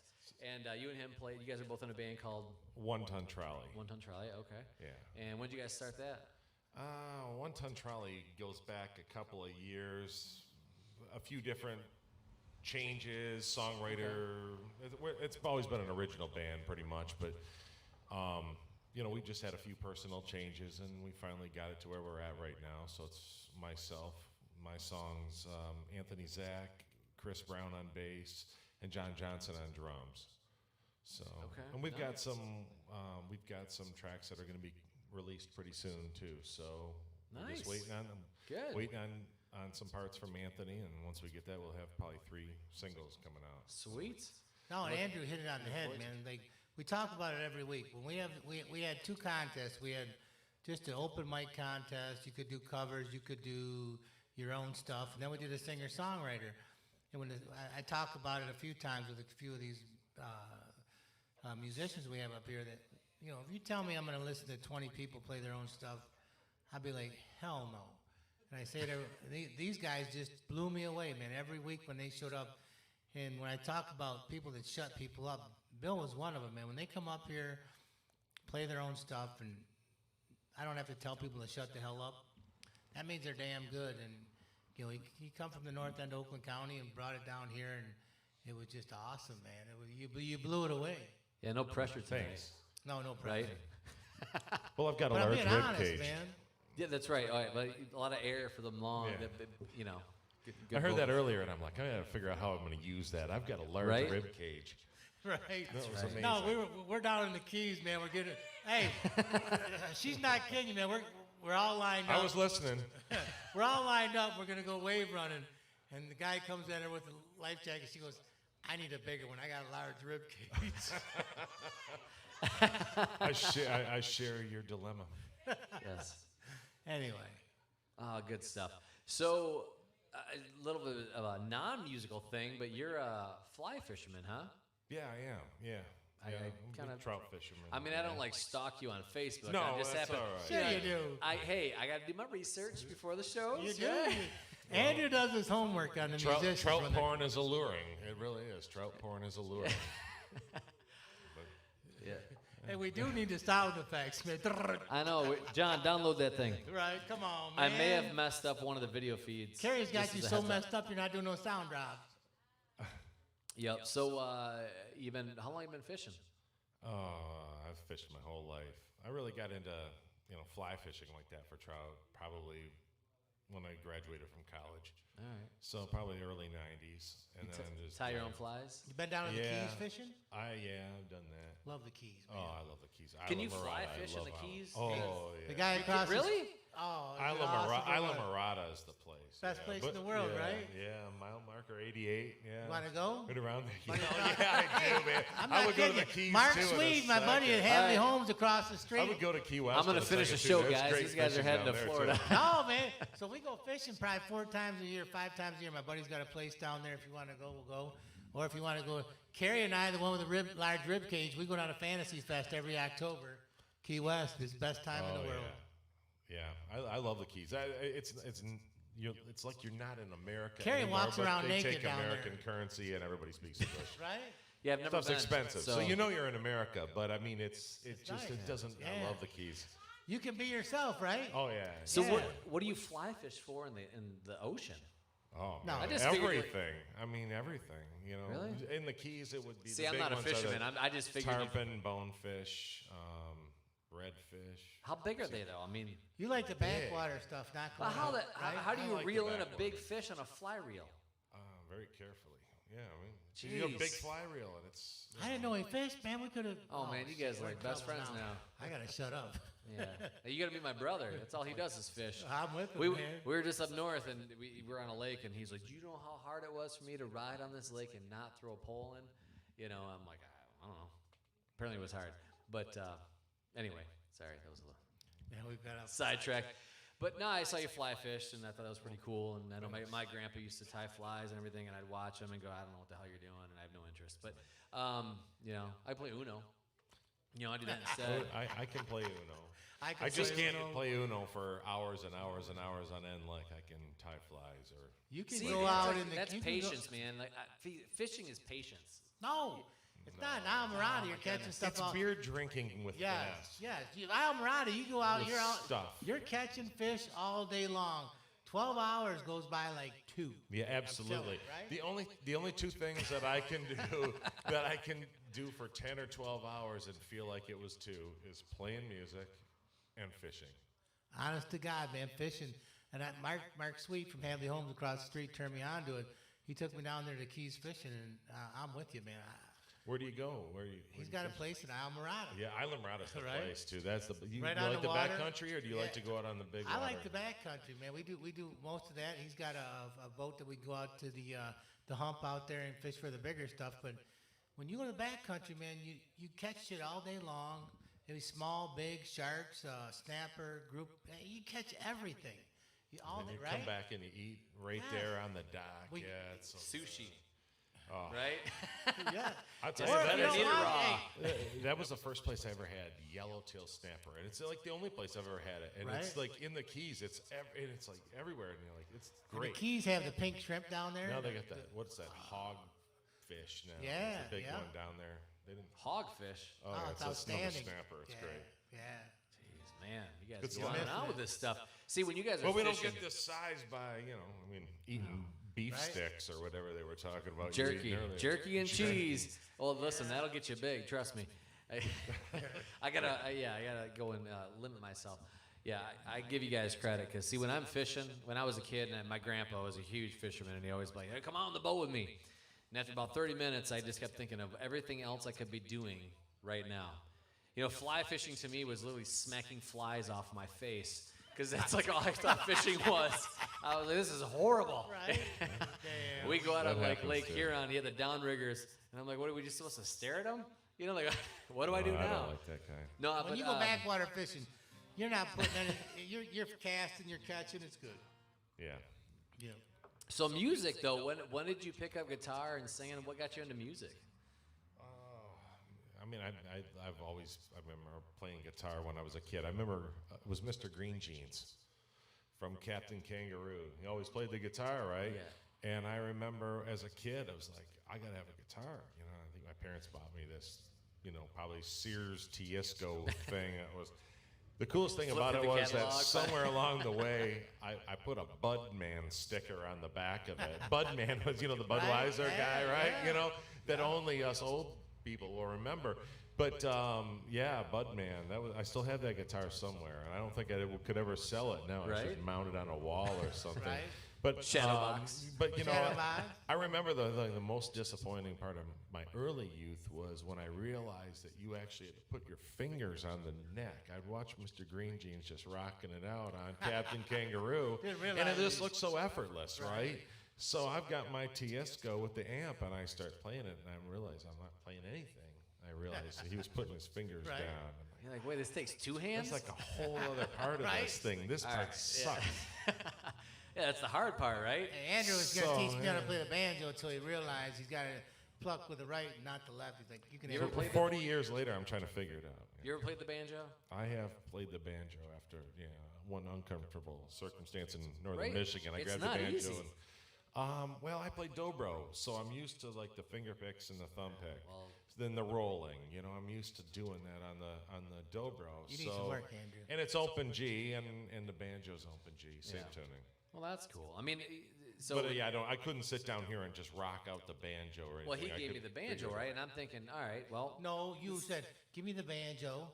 I'll learn how to play it, and I'll teach you. I'll be your instructor. Fair he brought enough. it back, goes, I'm done. learn all this shit with your right hand. I'll teach you the left hand like 2 years from now. Yeah. Well, listen, Well, you got to get the right hand down. I You can that's do the all the hardest rolls. part. And when playing guitar, I mean, I'm not like, Steve Vai, but I feel like I can play the guitar pretty decent. I get a banjo, and my right hand's like, what the hell are you doing to me? Went into seizure mode. Because I put it on them picks on my fingers, and I'm like, it was like day one, back when I was Didn't have enough bourbon. 6 years old. yeah, that Yeah, stuff. right? Hell yeah. Yep. It's easy. See, Right? it's like, they make it look easy. It's not easy. Well, I mean, It's not easy. If you play dobro, you're doing a lot of rolls like that. Same thing as a banjo. Yeah, but you're I trying always- to I always- make it sound easy. That's it, shit. That's, Yeah, Just using your other fingers is right. cheating. it's just using your other fingers. It's Put that cheating. on a T-shirt. Jeez, it's that easy. You just got to use your other fingers. It's a popular slogan. You know what? If I'm someone gonna had keep told me, using it. hey, if I would have known that 2 months ago, it would have been easy. Right? Just use your other fingers. Everybody's doing it. Yeah, right? Come on. So you got the guitar when you were We're in young. the quarantine. You got into music at a young age. Did you have like an influence? Who are the kind of musicians you look up to? Well, when I was a kid, I thought Kiss was the greatest thing ever. Well, right. And So did Karrie. I am 51. I'm 55. Same thing with Kiss, man. Wait, you're Yeah, 51. Kiss was. I thought Kiss was badass when I was a little kid. You don't My like first 51. record. Thanks. I know I look a lot older. My first record was Destroyer, which was Kiss's. Hell Like, yeah. that was Yeah, that Detroit Rock City on it. Was that awesome? Yeah. And so that was my first vinyl record. Arbor Drugs in Milford. Wait, you bought a record at Arbor Drugs? I think it was Arbor Son, Drugs. you It might are have been so Perry young, you don't even Drugs. remember.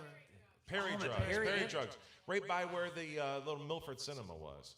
Well, I mean, I didn't grow up in this area, but I remember Perry and Arbor Drugs. I think stuff was like it that's. Perry there? They're all gone now. Yeah, it's crazy. Oh yeah, they're all gone. Yeah. Yeah. Buying records at the drugstore. Well, that was the place. Yeah. You know, I mean, to go to Dearborn Music, what would you have to like run away from home or something Right. like that and hitchhike down there? I mean, I'll admit I'm a little bit younger, but I didn't have like the record era, but mine was more the cassette. And you bought the cassette and the big You plastic. didn't get the 8-track tape? No, sorry. So like the cassette tape, right? That came in the big plastic, the big long like security thing, so that you couldn't Right. stick it in your shirt. Kind of like they're like, this is gonna stop everybody from stealing the Metallica Black album, you know. And I remember that thing, man. The person trying to get that key in there to flip the little plastic part open, but They got Kiss. carpal tunnel after that. Yeah. Yeah, that was it. Right. But Right, Kiss, that man, thing I wasn't introduced to Kiss until probably high school. I never got really big into it, but I will admit, man, as time has gone on, I really appreciate kind of what they did and You know, that was like one of those things. That was kind of a small part of my musical thing. I mean, that was, you know, my tastes have changed so much. Yeah, you over don't the course sound of my like- life. I mean, you don't sound like Kiss, you know? No, you know, I did not at all. I mean, they were an early influence, but then, you know, I went to school and discovered other stuff and got out of there, discovered folk music, bluegrass, Yeah, and then what's- country and everything, and I just realized I like everything, and I don't even really think about what I classify my songs as. Well- They probably sound. not to be pompous, but I think I would say, you know, like from listening to your music, it's kind of what I was gonna say is Americana.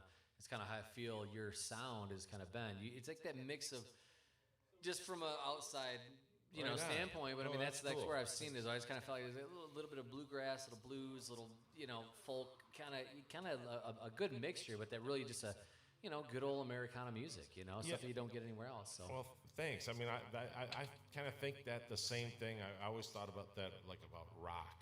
You know, rock is such an all-encompassing thing. You know, Right. Americana just became a new kind of word for rock, but you know, in the same vein. You know, yeah, it's all the same. It's American music. You know.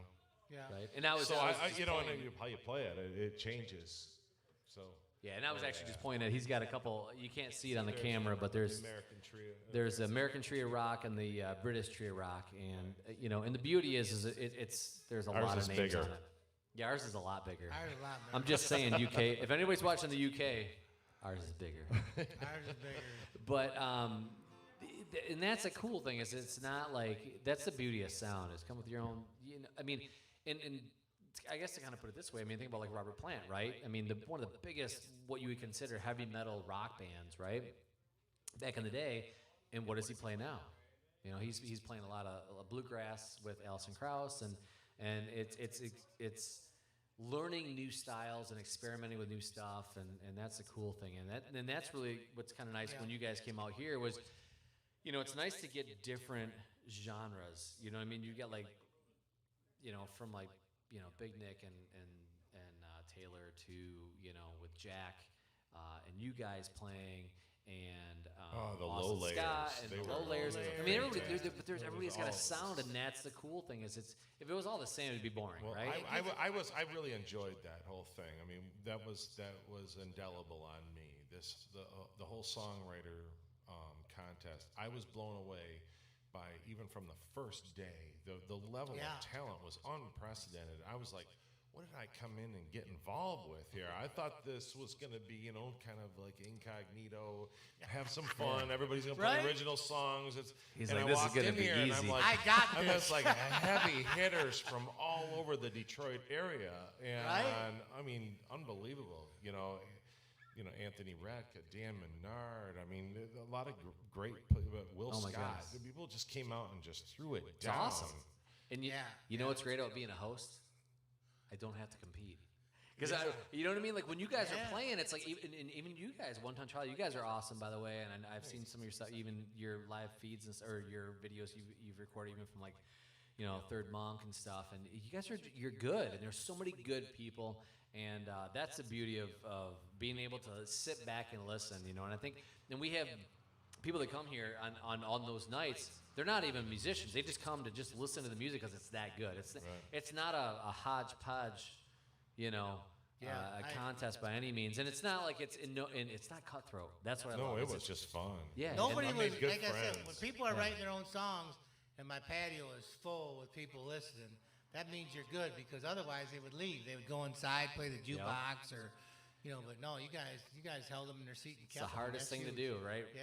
Playing originals and keeping people's interest, you Yeah, know, when right. you're not radio friendly, you're gotta blew us away. or radio known, and it's cool to see it as far as a musician, because But I gotta tell you, I keep telling you every week, Andrew Rice makes these guys sound like they should sound. He goes the extra mile to put the sound into this place. And I'm being honest, and these musicians will tell you the same sounds thing, good, man.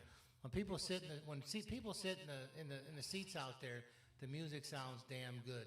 And these guys are good, but he makes you hear what they're playing in a good way. That there's a lot of sound systems that wouldn't show you what these guys can really do, and we bring it to you every week that way, and that's because of him. And he's got Chef John and producer John working on it, and we got Mike out here now, and a lot of people make this so you guys can hear the true music. Seriously, it is what it is. he's being nice. Thank you, guys. Yeah, thanks. But anyway, what we're gonna do is we're gonna leave it to you. You're gonna play us a couple songs, or 3 songs, right? Sure. These are all originals or covers? Yeah, these or? will all be originals. Perfect, awesome. So we'll leave it to you. Give me just a second. I'm gonna dial you in. My anal retentiveness, I gotta make sure it sounds. So we'll get it going, and we'll keep this thing rolling here. Cool. Sneak by there.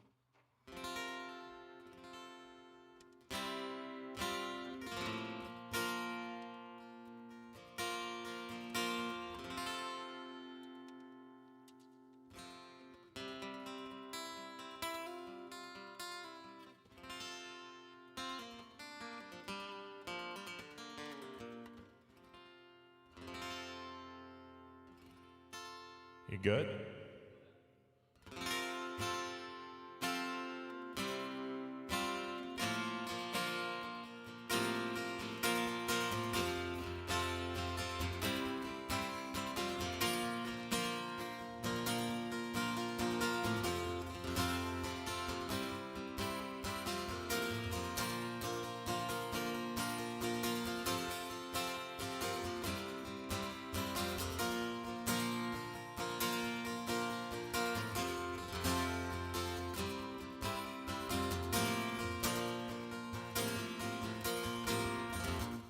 It's been said before that the grass ain't always greener on the other side of the fence.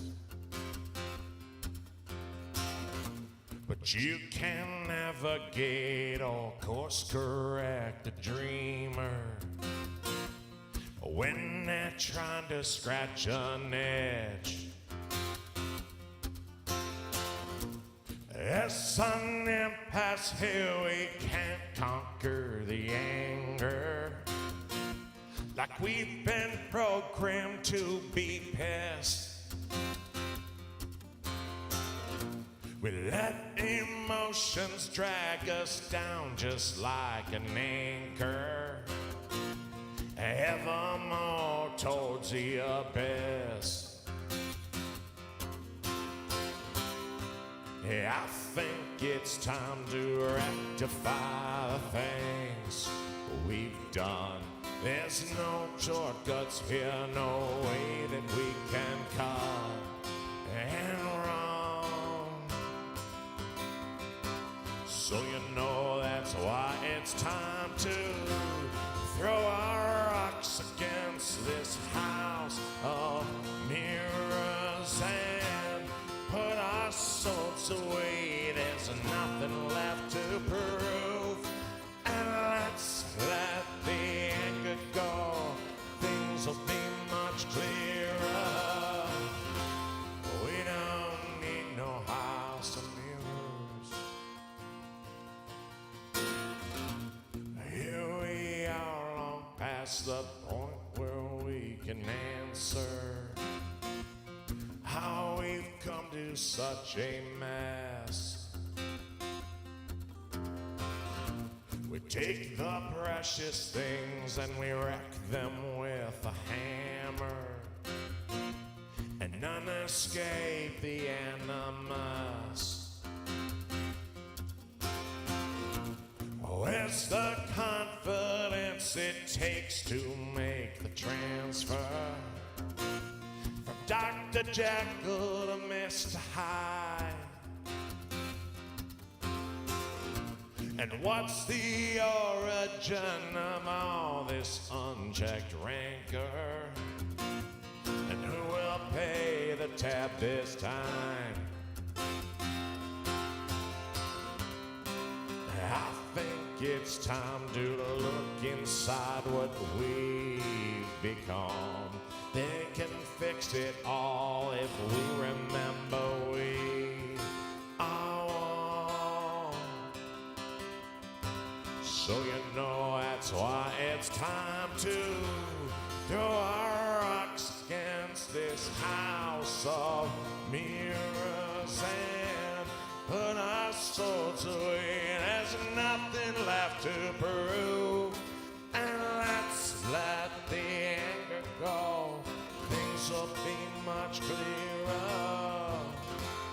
We don't need no house of mirrors. We don't need no house of mirrors. No, we don't need no house of mirrors when it's just me and you.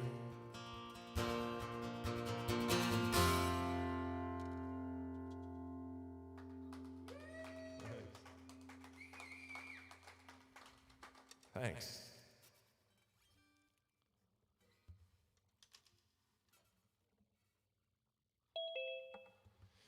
So I'm throwing out a couple new ones here.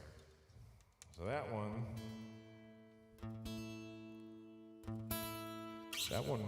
I played one time before the whole quarantine thing, and it had nothing to do with the quarantine. And then I listened to it now, and I'm like, God, that kind of makes sense with everything that's going on. I'm not going to get political, but it kind of sounds like somebody could take it that way. So take it however you want with any of these things. But this is kind of more of a life affirmation changing kind of song. This is another new one this is the newest one that came out of my quarantine.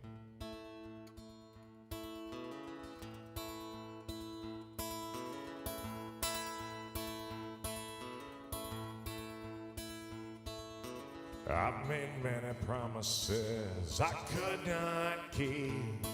I bought it for forgiveness with a song. You can test the water, but not how deep. Not until you make the final plunge. Is this how it's gonna be for you and me? Is this how we had planned it all along? In my dreams, we come out clean. They say what don't kill you makes you strong.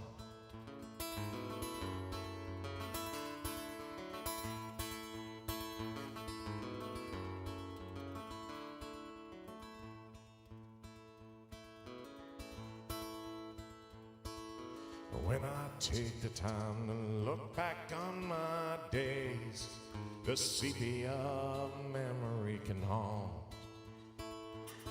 Like waking from a nightmare in a sweaty haze, heart beating in my chest like it wants out. Is it time to make a change? Can we rearrange? Will we pick up all the pieces? Will we fall? Life is just a string of random things. If you don't take control, you hit the wall. If not now, then when? I'm plotting my salvation with this pen. I'm not getting any younger, and my days are getting shorter. If not now, then when?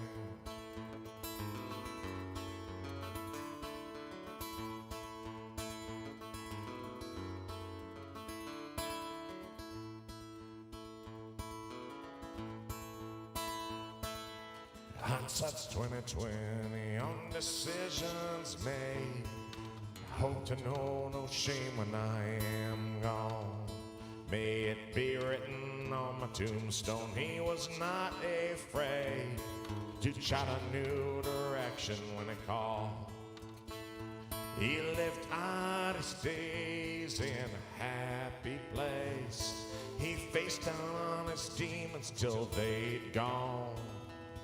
Left warmer memories than a summer breeze, immortalized forever in his songs. If not now, then when? I'm parting my salvation with this pen. I'm not getting any younger, and the days are getting shorter. If not now, then when? If not now, then when? I'm parting my salvation with this pen. No, I'm no longer younger, and my days are surely shorter. If not now, then when?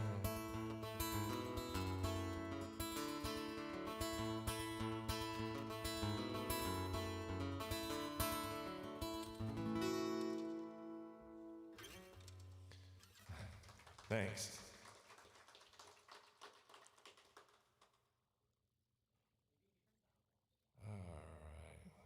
Someone.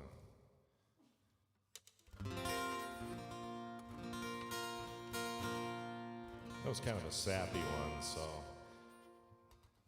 I'm trying. So this one is definitely not a sappy one, so much as I wrote this one with a friend of mine, Adam Carpenter from Marquette.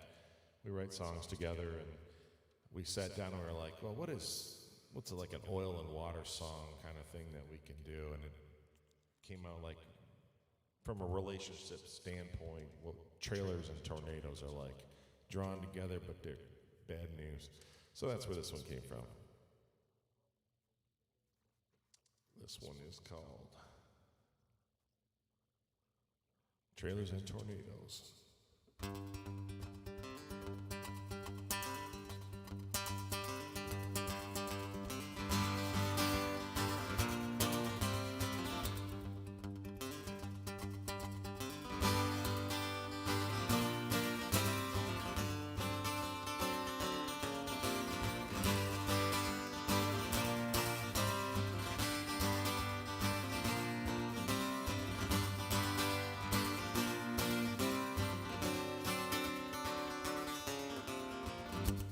Think about clear blue skies, wiping sleep from my tired eyes. I looked around, started smelling the coming rain.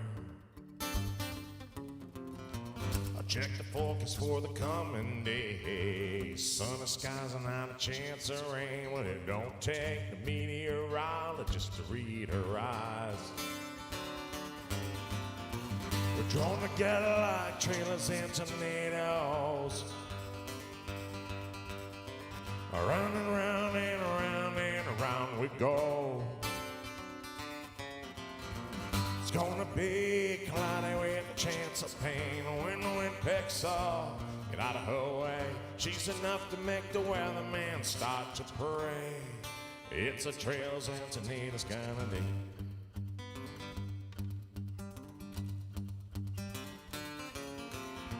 Saving pennies from my last dollar. It's my time to throw off this collar. There's some weather coming in and I'm in no way. Don't count them off my rocker. Storm chaser gonna go insane. I can hear her coming on like an old freight train. Drawn together like trailers and tornadoes. Around and around and around and around we go. It's gonna be cloudy with a chance of pain. When the wind picks up, get out of her way. She's enough to make the weatherman start to pray. It's a trails and tornadoes kind of day.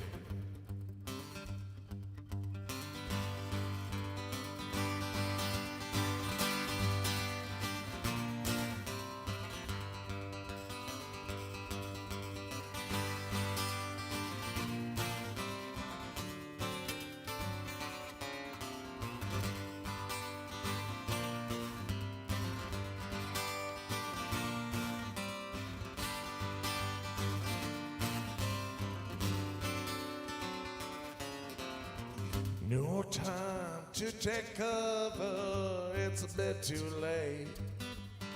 The old trailer park is beginning to shake. Trying to get a lot of trailers and tornadoes. Around and around and around and around we go. It's gonna be a collider at the chance of pain. When the wind starts to rage, get out of her way. She's enough to lead the weatherman all astray. It's a trails and tornadoes kind of day.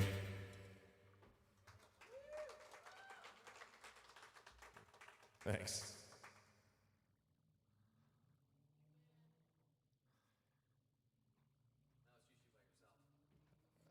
You gotta talk to the audience. Oh, I gotta talk to. I'm sorry.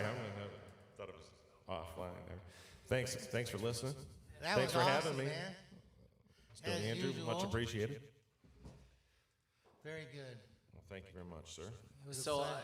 yeah, we set you up, or it sounded like it at least, What's but- it? Well, we talked about earlier about, being so good and everything else, but I think fair enough, right? Everybody listening can see, dude, it's awesome. Every time you play, Thanks. man, Hope I freaking didn't love it. crap it up there. No, I mean, after all that, I'm like, I put the I'm not pressure on you to play well, and it's what a professional. Always a professional. No, but again, Bill, I really appreciate it. So it's One Ton Trolley is your band, Yep, 1 ton trolley. and you guys, I thought did you have stuff out already?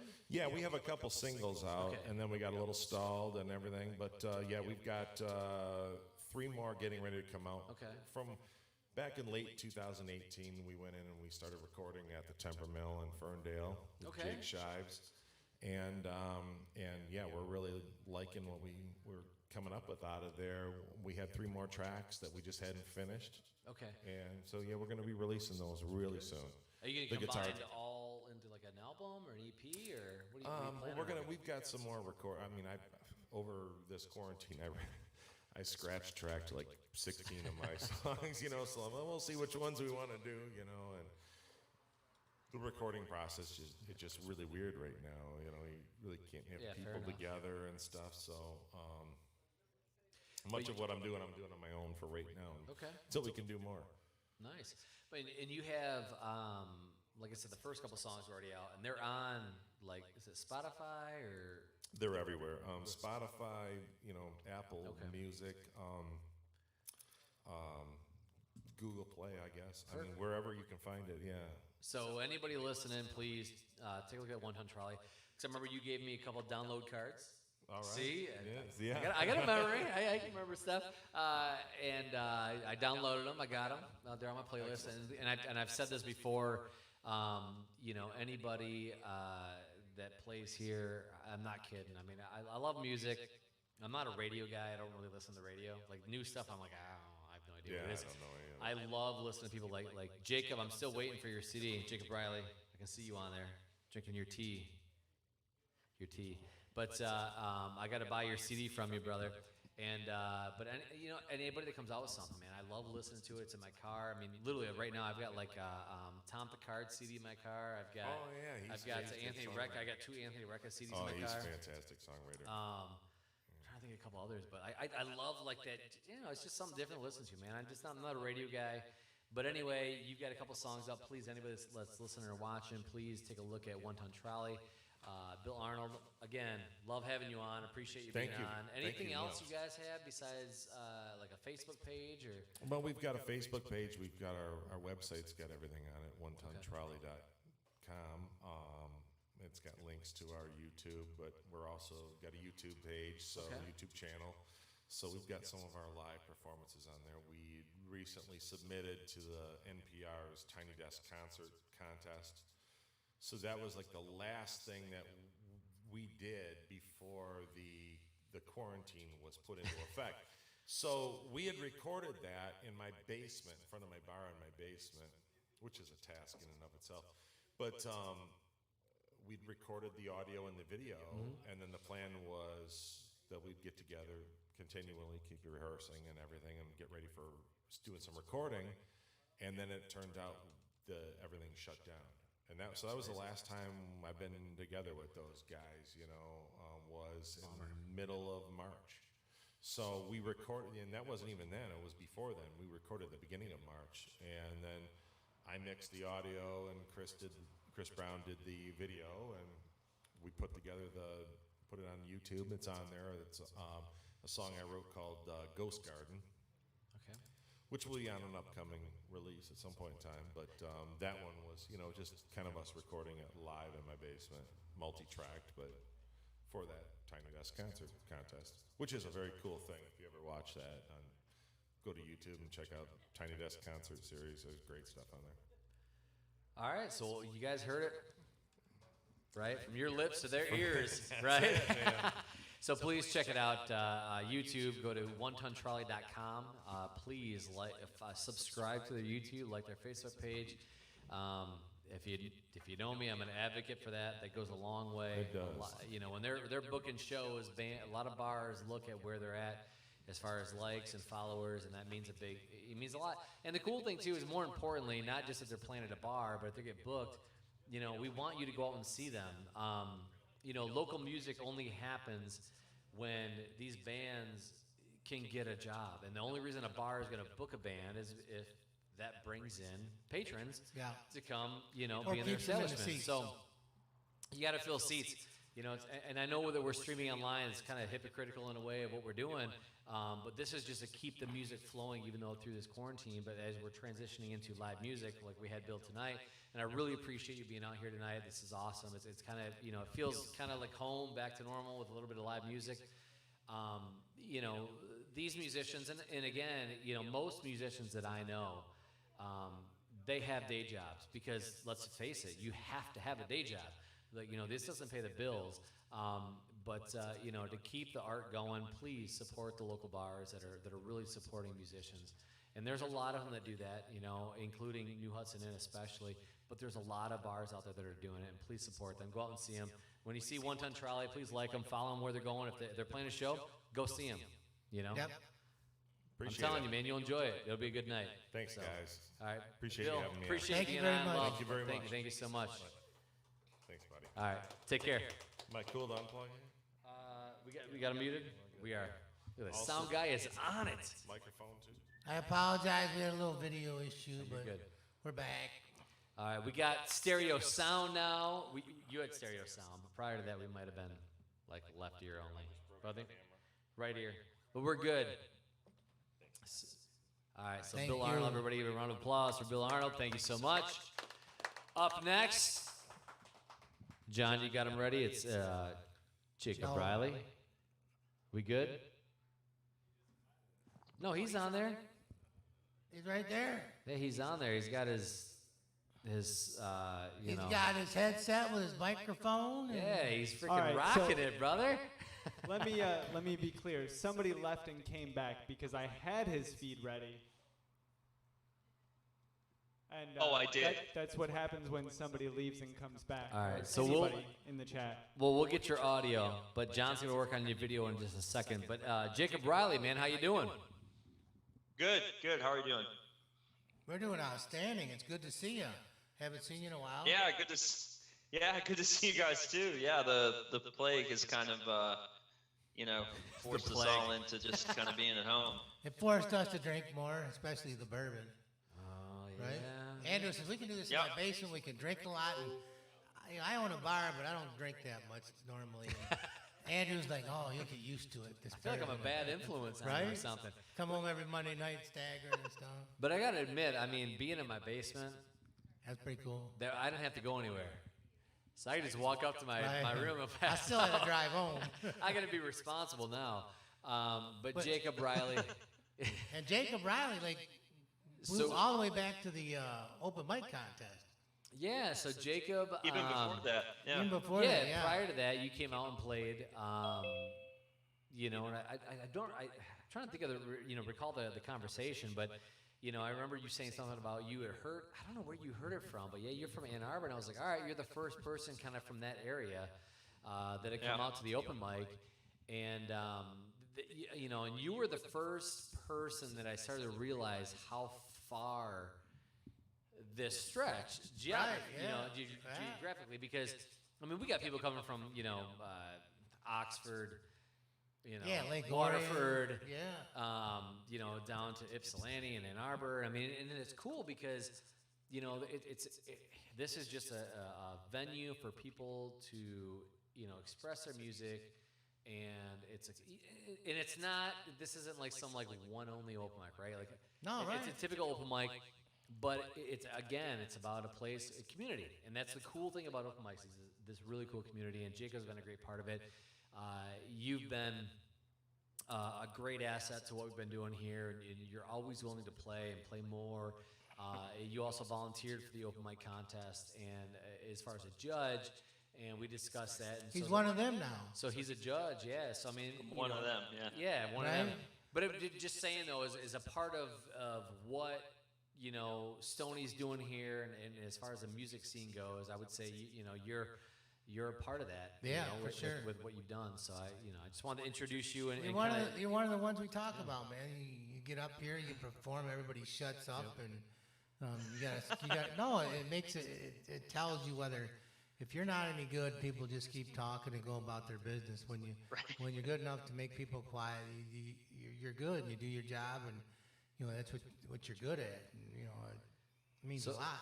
So I got a question for you because when you started, you're kind of by yourself, and then all of a sudden, you're like, my wife's coming up, and you and your wife came out here, and you started playing, and I'm like, oh my, you guys are both good. So where did you guys meet? And please tell me how to do something with music. It's funny. No, actually, we met in Gainesville. Okay.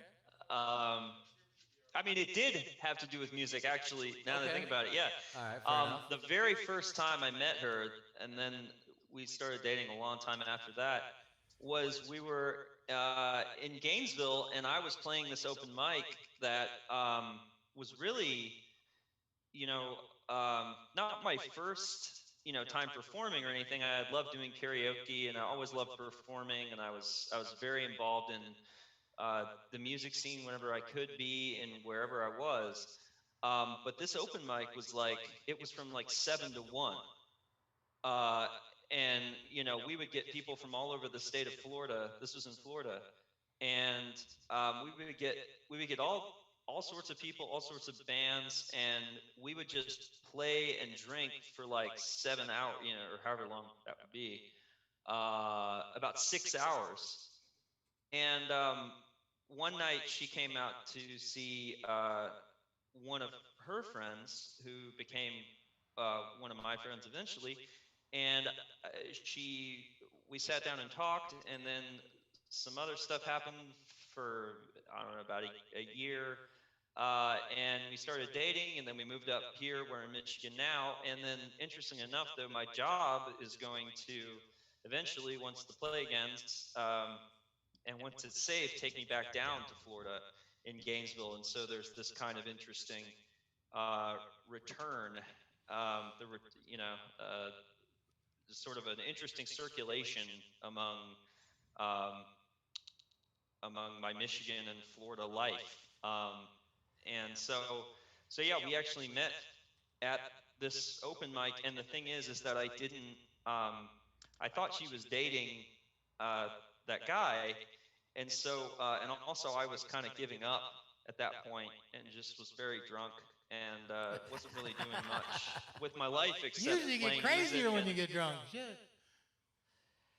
So yeah, so we met actually through an open mic initially, which is great. I love that. What are you drinking? Hey, what you got there, brother? What are you drinking? It's box wine. Box wine. But he's in a glass, a stem glass. Right? I'm just saying. Well, I mean, these glasses were from some church it up, Joe. Right? No, these glasses are from Goodwill or something. Right. Yeah. So, I mean, when you came out here and played, and obviously we talked a little bit about whiskey and stuff too. He's a fellow whiskey drinker. Listen, you gotta love whiskey. Try some three-chord. But and you played. I mean, and again, And I know that I'm kind of the guy that's always like, play the drinking song, you know? Oh And yeah, yeah. It's a I great should have song. recorded that. I wish I would have thought to record that one actually for this one. But. I'm looking forward to that when you record it, but no, it's good. And you know, one of the things about you, I try to make this, everybody's got a different kind of story or just I guess, giving my perspective on it. But, one of the things I liked about, you, Jacob, is you have a sound. And I think as a musician, a lot of musicians always are looking for that sound or to have something that sounds different or to be different or whatever it is. Separate yourself. And like, so if you hear, all right, if you're a guitar player, like if I hear Joe Satriani play one note, Joe Satriani. It's Steve Vai, Steve Vai. Joe Bonamassa, Joe Bonamassa. If it's Slash, if it's Guns N' Roses and Slash, like the first two notes. Like in Jacob, you kind of have developed that where like when you start playing, you really develop your own sound, which is really impressive. So, as music goes, you can be, you can be an emulator, you can be, your own. I've always said this before, and this is, listen, music is this spectrum that there's no right or wrong. It's a complete giant gray area. And I've always talked about, and I've talked to Stoney about it multiple times. I feel like, to me personally, there's emulators, and then there's people who make things their own. And what I love is that you really make it like it's you have your sound, and you pull everything into your sound, versus you trying to pull, you trying to be the person that's making everything that sound. And I love that, and I love that when people can do that. And I think it's a hard thing to do, and I think it's not as appreciated as it should be. Right. In music. And again, I'm not like, I keep saying the blow smoke. I think thing, it. But I think it takes years. I mean, it just really takes so many hours because I think musicians who have been doing music for a very long time, whether it's, I started playing guitar when I was around 9. I started writing songs when I was 13 or 14. I've listened to, I had so many different phases, so many different influences, and it's not that I'm like obsessed with. I'm mostly I really like harder edged punk music, but I love what the acoustic guitar can do with that as well.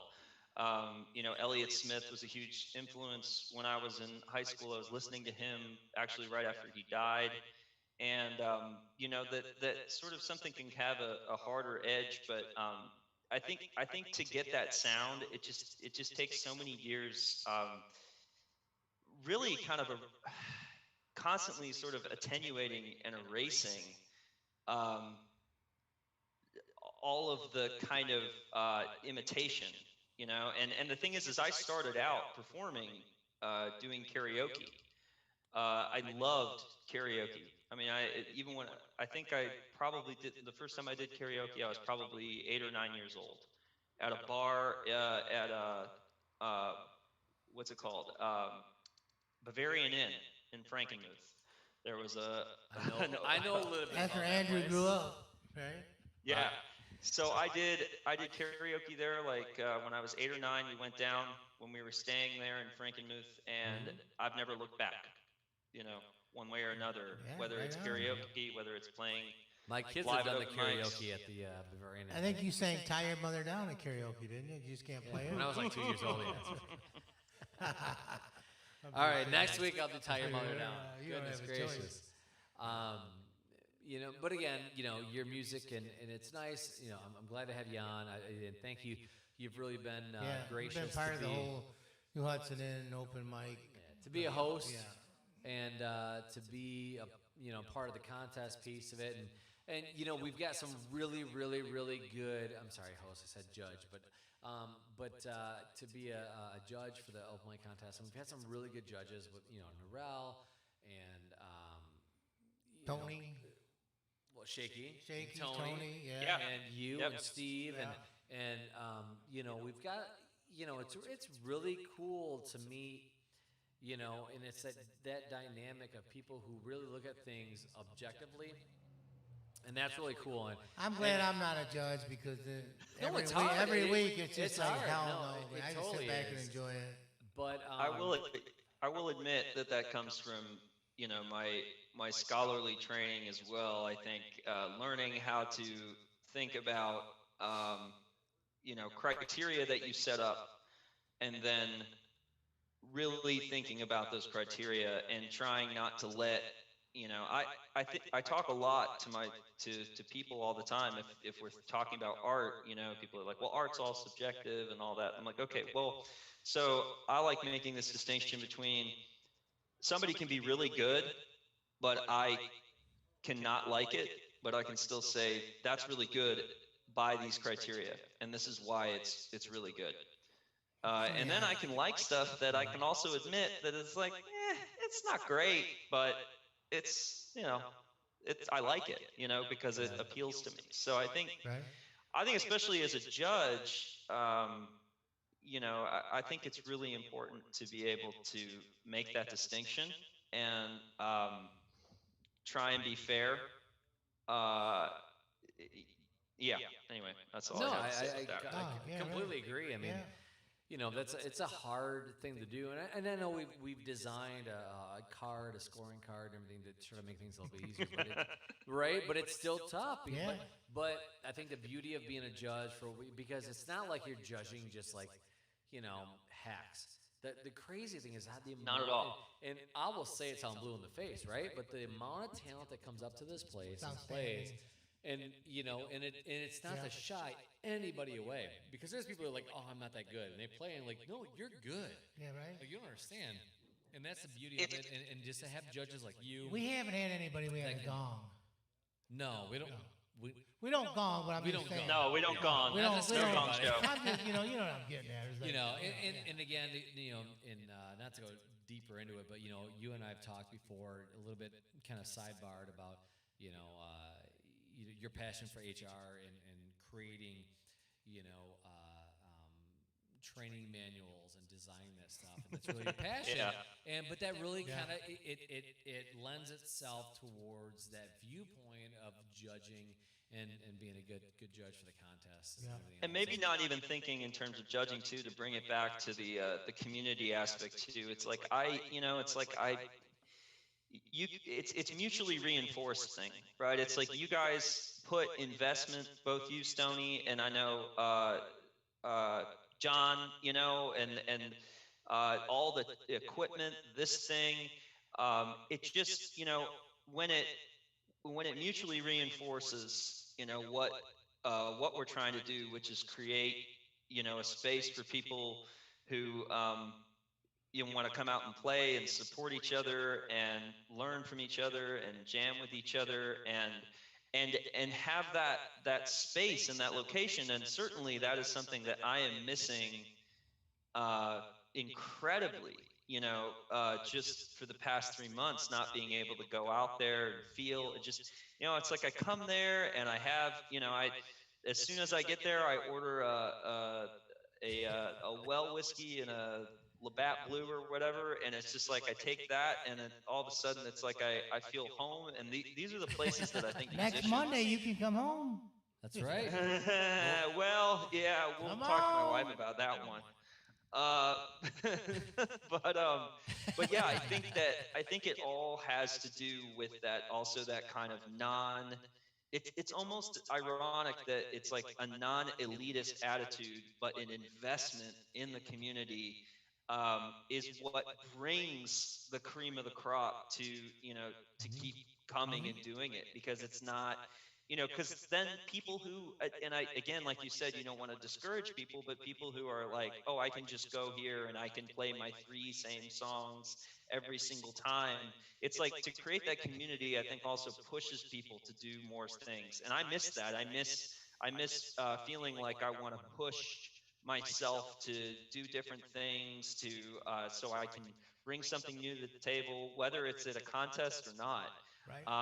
And I love that, and I think that it's so rare. And when you find those places and when you find those people, you just have to find a way to make time to do it. And you know, it's like some of the musicians that you get are people with paying gigs, And it is really cool that there are people who are getting paid to play that are like, yeah, no, I want to go out to New Hudson because it's like I got to try out this new song, or I got to, and it's just it's those places that really make it.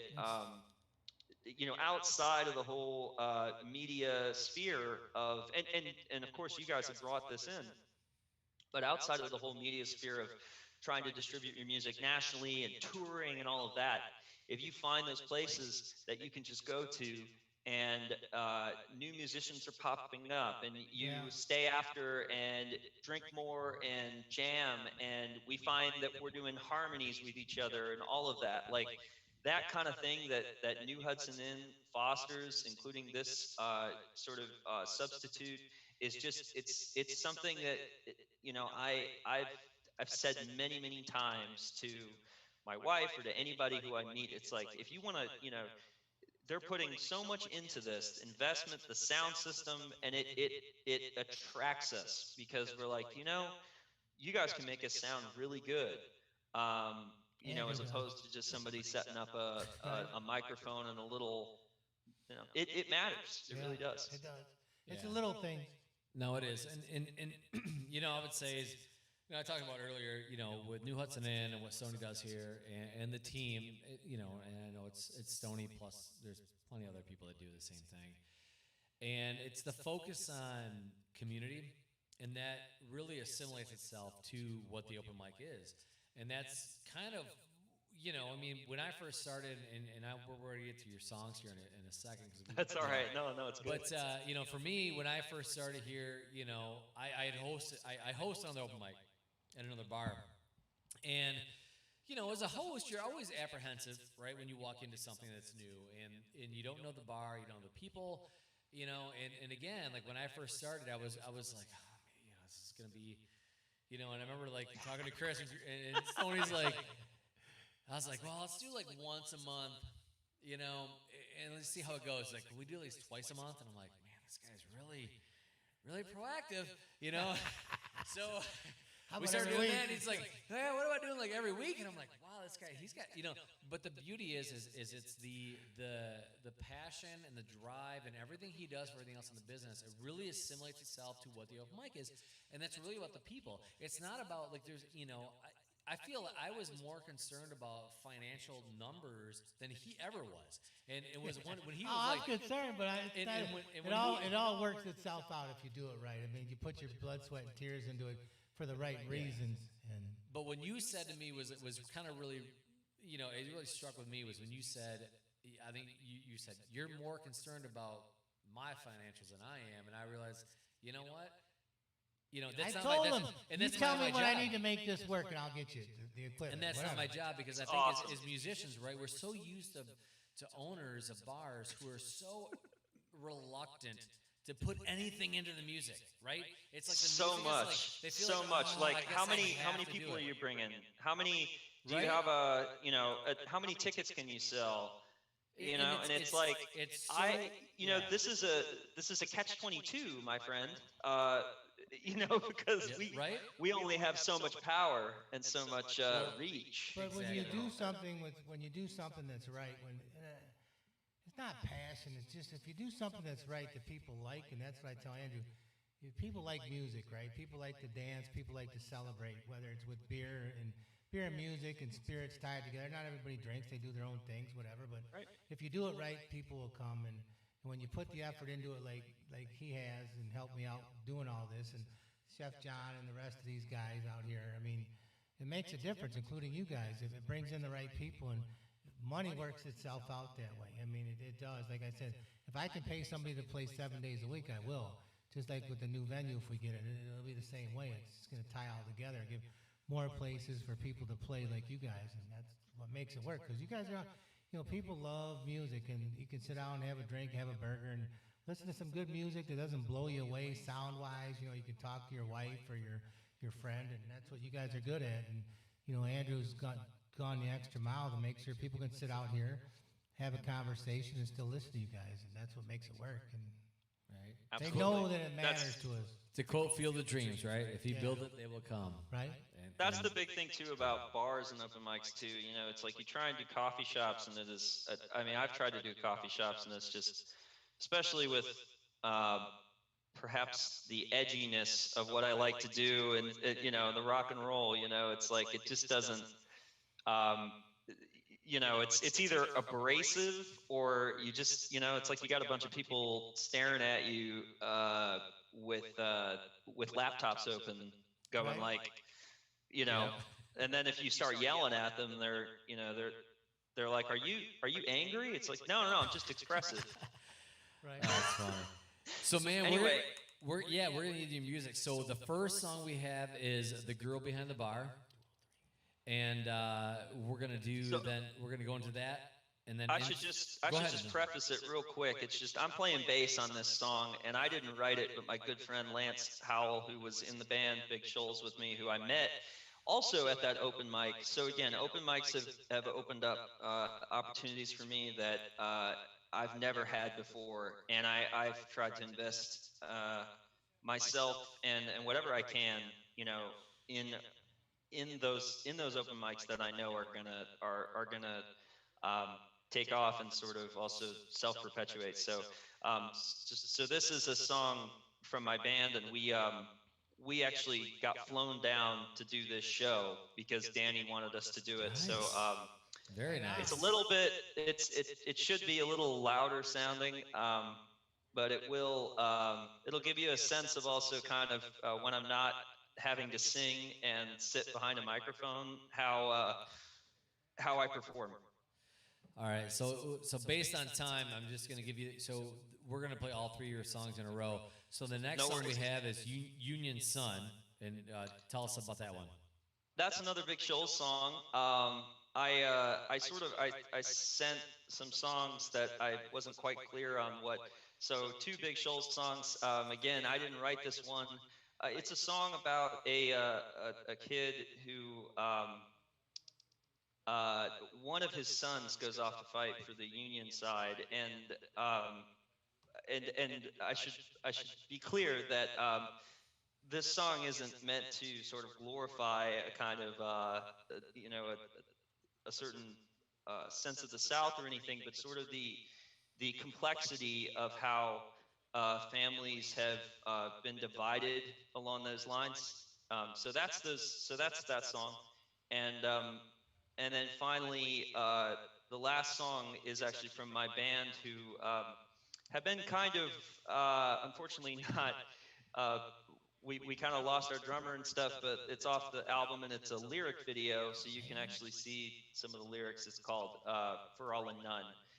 And it's really about trying to justify your life. And I wrote it several years ago, but it's definitely something that I think we all struggle with and trying to figure out. So I'll shut up now, and you can play those things. And, No, you're fine. You're fine. So again, Jacob Riley, a big partner of what we do here at the music scene at New Hudson, and we really appreciate your time. Thanks for being on tonight. It's been a pleasure. Thank you. Again, I love the fact that we can have such talent week in and week out with this thing. But without further ado, John, if you want to hit it, we're going to play The Girl Behind the Bar, then Union Sun, and then For All or None by Jacob Riley and his multiple groups.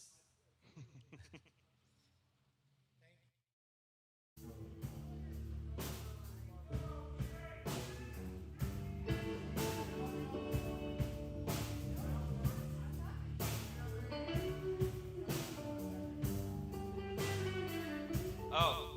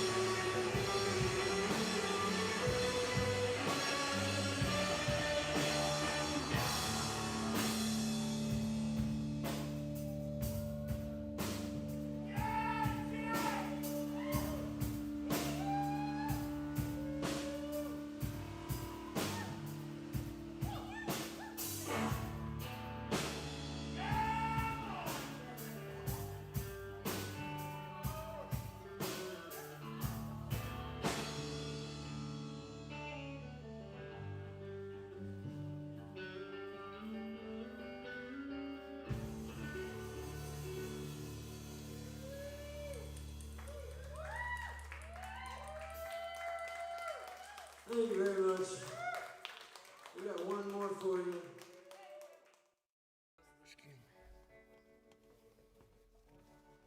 All right, let me try that again.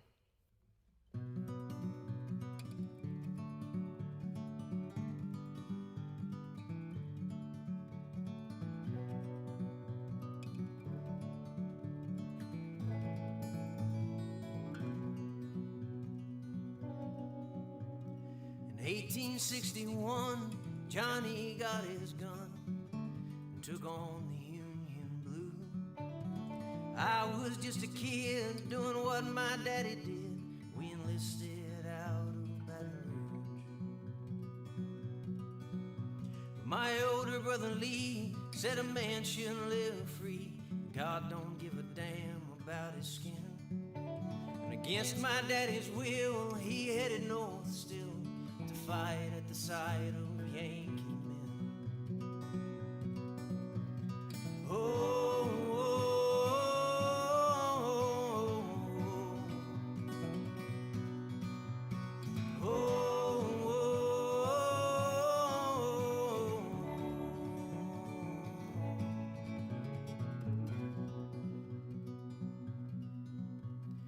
dressed us up in gray and sent us on our way. The days turned to weeks and turned to years. And I became a man at the Chickamauga stand. I shot a man and didn't shed a tear. But I watched my daddy grow into a cold and bitter soul. What once he did for country became fun. And every day I fought the fear that the smoke would one day clear. Not have to face my father's Union son. Oh, oh,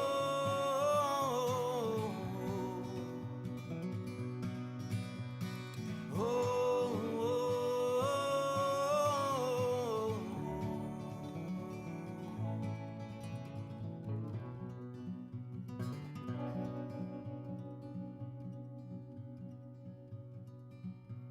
On the 1st of July, I heard the battle cry. Cannons fired, the earth became the air. The grass was stained red with the blood from the death of boys and men that didn't have a prayer. One by one they fell, some for heaven, some for hell. Some were cursed to live with what we'd done. And Daddy died that day from a Pennsylvania blade. And I never found my father's Union son. No, I never found my father's Union son. Oh, oh,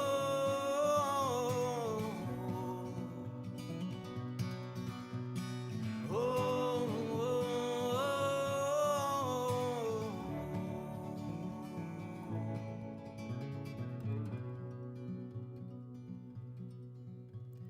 In 1861, Johnny got his gun and took on the Union Blue. I was just a kid doing what my daddy did. We enlisted out of Baton Rouge.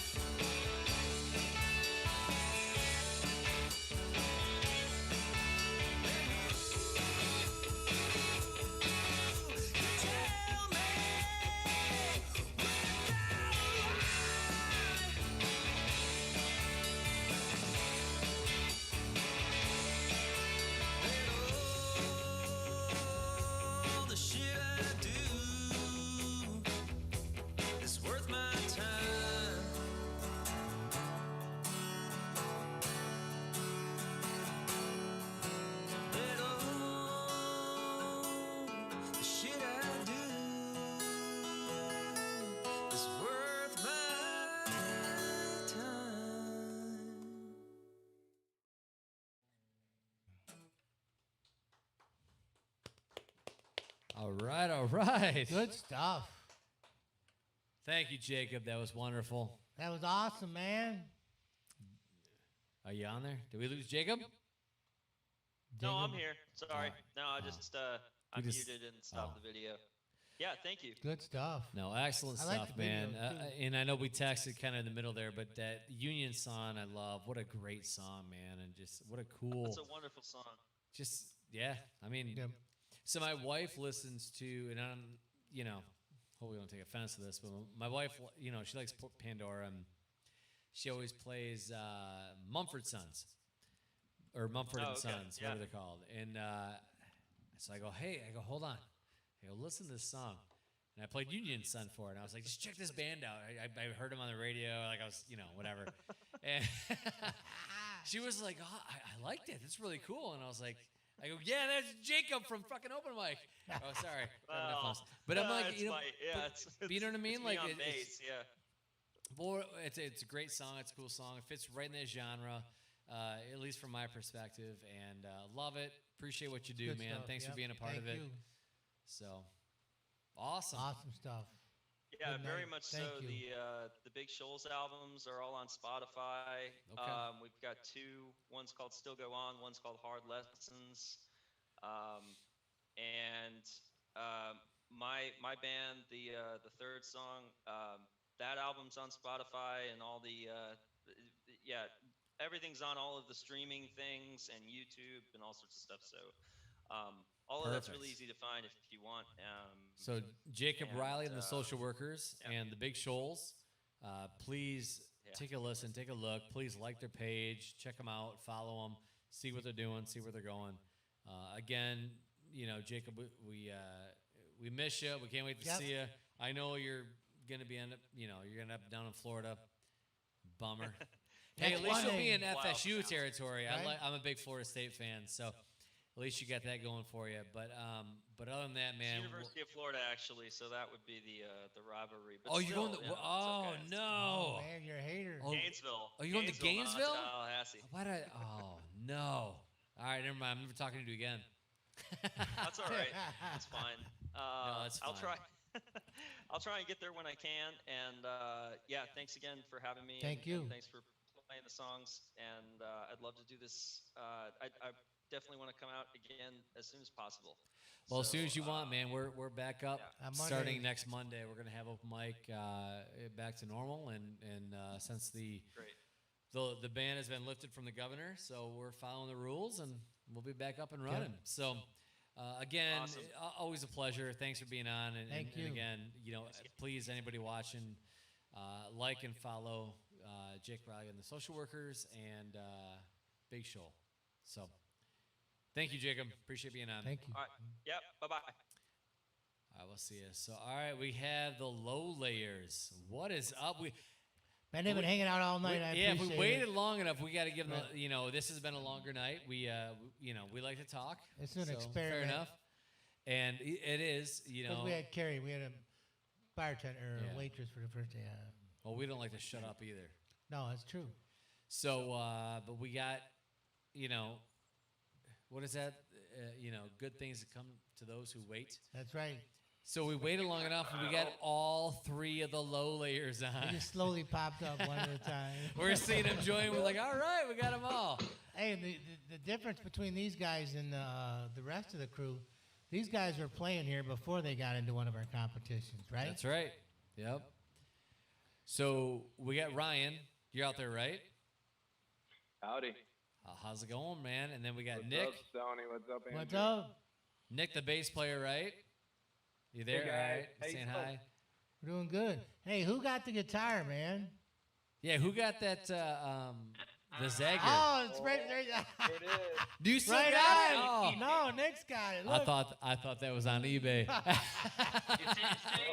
man. Oh, good, nice, man. And then, and I'm sorry, B-Root, which, is it Brian?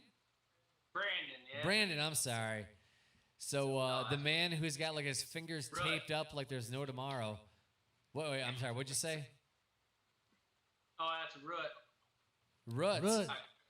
I correct everyone. Be Root. Well, all right, we gotta get like B-Root. Is that like a rap name? I don't know. He's rocking the sunglasses. Look and at the him. hat on He's backwards. like, I don't know. He's got foliage in there and Right. shit. I love it. Right. But I remember, dude, he beats the hell He's the out cool of, one that got the glasses on, just doing his thing. Probably been smoking a little bit. I'm I not go, saying that, dude, your fingers gotta hurt. And he pulls them up, and they're all freaking taped up like he, like an athlete. I'm telling you, man, beating on that freaking left stuff hand is takes a beating. right. Hey, you It take gets that. You take that. extra strange calluses on this hand I never knew I could get. Right? Well, you take a beating for the rest of you guys. So Nick and Ryan, you should appreciate them. right? Oh, we do. We do. We need to get him some microphones so he doesn't have to play them so hard. Hey, Right. there you go. But Nick, you play the kick drum, right? When you're playing. Yeah, I play the kick drum, and then I kind of have a makeshift snare drum out of my left foot. Okay. I use a Because little why not when you're playing bass, right? Right? So does that mean yeah, Ryan? so No, go ahead. that? Go ahead. Oh, I was just gonna say, what we did is we took a little ammo container with pellets in it, and we riveted it to the bottom of my shoe. So you get the metal sound that smacks against the bottom of the hi-hat Nice. with the shaking of the ammo. So it's kind of a snare sound. That's some awesome stuff. Good for a simple beat. You know? Right? It's called Oh, the yeah. snare shoe. The Available snare on shoe. Lowlayers merch table. Right. Hey, So then- Coming to a guitar center near you. right. So Ryan, you got it easy, right? You just sing and play guitar. Oh yeah. Yeah. You're doing three things at once. Right. Oh man. Hey, you guys gotta let you know, man. You are the waitress's favorites, man. I don't know if it's your music or your age, but you guys are awesome. Oh, I man. appreciate you, man. That's great. The girls love you. Yeah. We all love you, but yeah. No, you guys you guys are good. You guys got a really cool vibe about you, man. And when you stepped into that singer-songwriter thing, and you guys just blew it away. That's all your own stuff, and all that stuff you create with your feet and your guitars and your all the beating on the drums, like we've all talked about. You guys just put it to a new level. I mean, it truly is. When I get feedback from the customers here, you guys are special, and you just got a really cool That's great vibe, to and hear. you do a good That's job Great to hear with good it. feedback. So thank you. No, Yeah. yeah, we appreciate it. Yeah. And I hate to label bands, man. I hate to do it, but I gotta say, He's gonna. I'm gonna do it. Listen to you guys. I feel like it's just like, and you may not agree with it, so I apologize.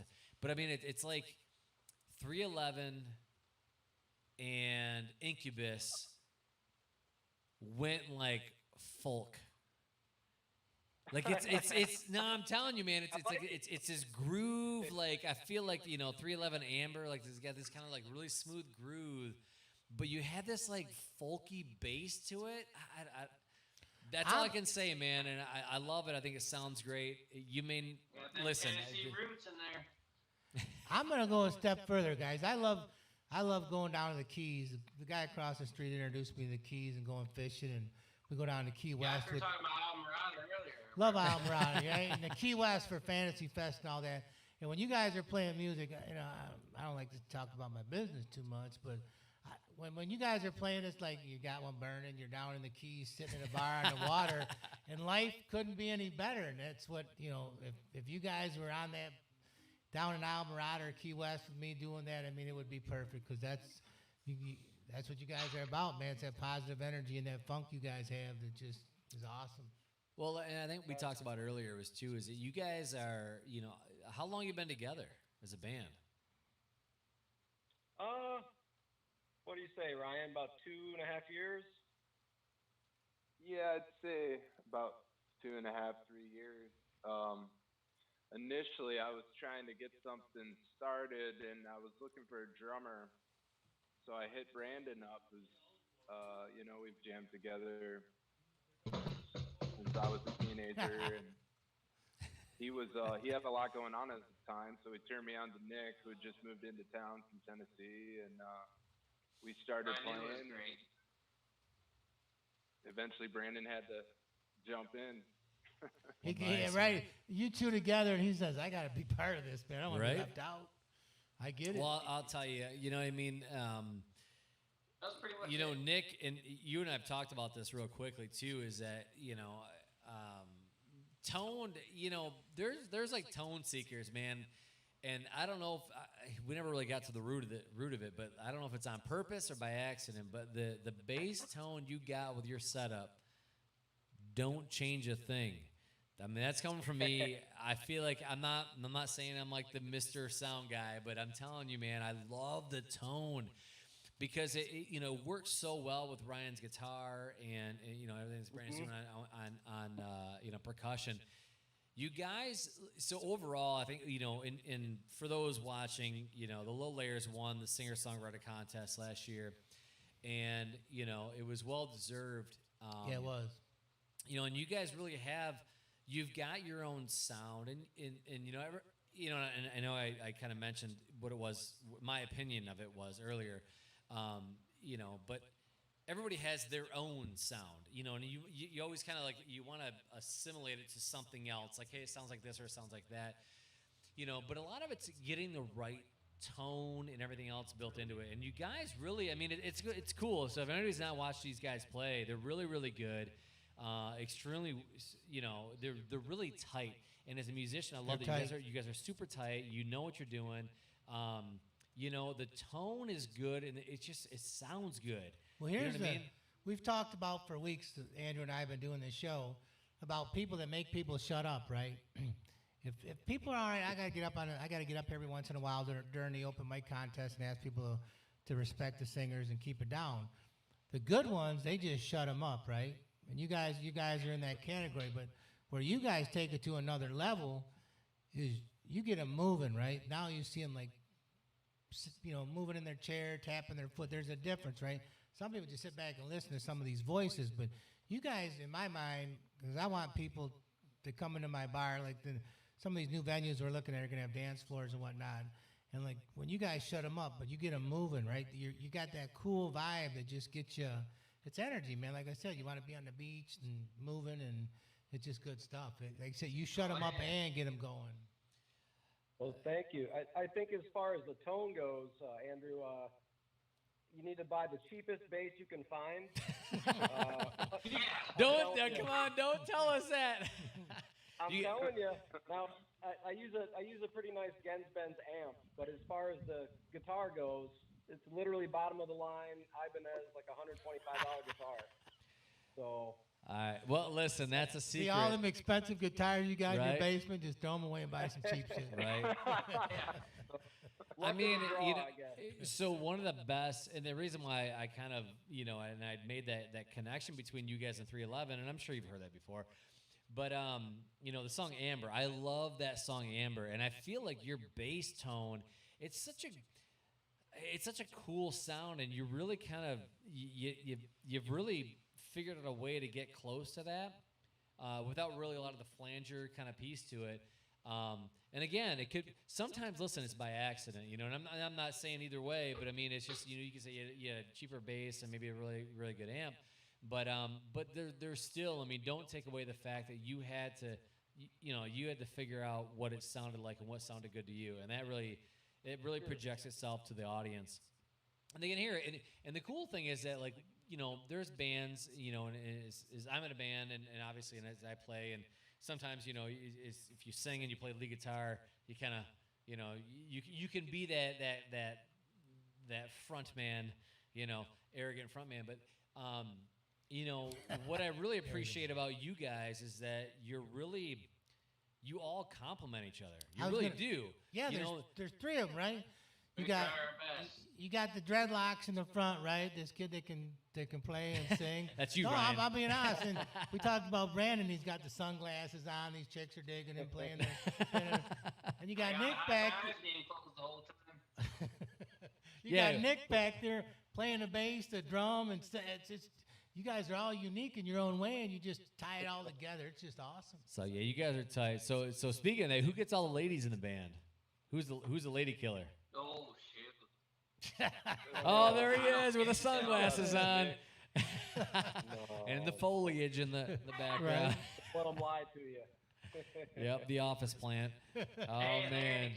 Hey, The only one with the nickname B-Root, right? That's right. He's like, Damn. yeah, I could tap that. I mean, Right. these You didn't say that, did you? Remember that. She broke like Oh foot. man. Not really like Oh, foot. that's good stuff. Hey, we haven't cussed. We're getting yelled at by the freaking, yeah. All right, Well, we you got guys our live in- filters on. Don't worry. Yeah, right. So, you guys. So it started with, was it Ryan? You started it, and you met Nick, or where did B-Root come into B-Root, play? in and here? B-Root introduced him to Nick.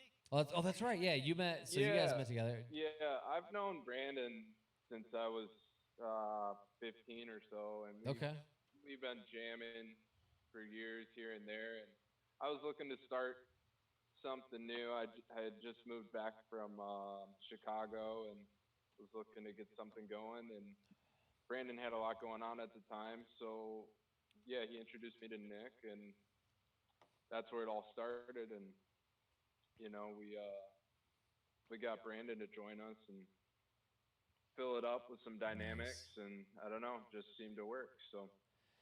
Well, I tell you what, it does work, Yep. and is from a sound standpoint, I will say I'm looking forward to. He's looking forward to you guys leaving your shit at home and using our stuff. That's I'm what he looking. keeps saying. Listen, I'm looking forward to. I'm looking forward to Mike and everything, so I can actually like dial it in. I mean, hey, listen. When you got Ryan showing up with a freaking half stack, don't worry. I'm only gonna be at like 0.5 volume. Right? And he is, No, you guys sound great. But no, you guys definitely sound good. But yeah, Ryan's got the nice setup. He's got that Marshall. It's sweet. Yeah, I mean, go ahead, Nick. I was just gonna say too, Andrew talking about a good mix and a good projection, and I really feel, and as a musician, you'll understand this. I feel like the lower volume you play at, it's much easier to actually dial in the sounds. And when people can communicate with each other in the audience, still chat, not be blown out of the room, I feel like that's usually a good result. You know what I mean? Easier to dial in things, easier to, you know what I mean? I guess I'm sure you can relate as a musician. Well, I can relate as a bar owner. Trust me. Well, yeah, Nick, you're spot on. I mean, so I don't know. This might date me a little bit here, but like Yngwie Malmsteen. Do you guys know Yngwie? Sure. You're like, yeah, I have no idea. Hell no. So anyway, like he's an '80s cock rock guitarist, and he's like the arpeggio king, and he's just like nonstop. But anyway, like he talks about I won't go on stage with 11 Marshall full stacks. But here's the trick: those Marshalls are not on. Because any good sound guy, like the worst thing is stage volume. You don't want stage volume. The less stage volume, the better it is, because the more control you have as a sound guy. So exactly to your point, Nick, is that if you can really dial it in, and if you can mix it and EQ it and make everybody sound good and make the audience have it be enjoyable, because if music's too quiet, it doesn't create this energy, right? You got to have the energy. Yeah. But if music's too loud, it's obnoxious and people they don't want to stay.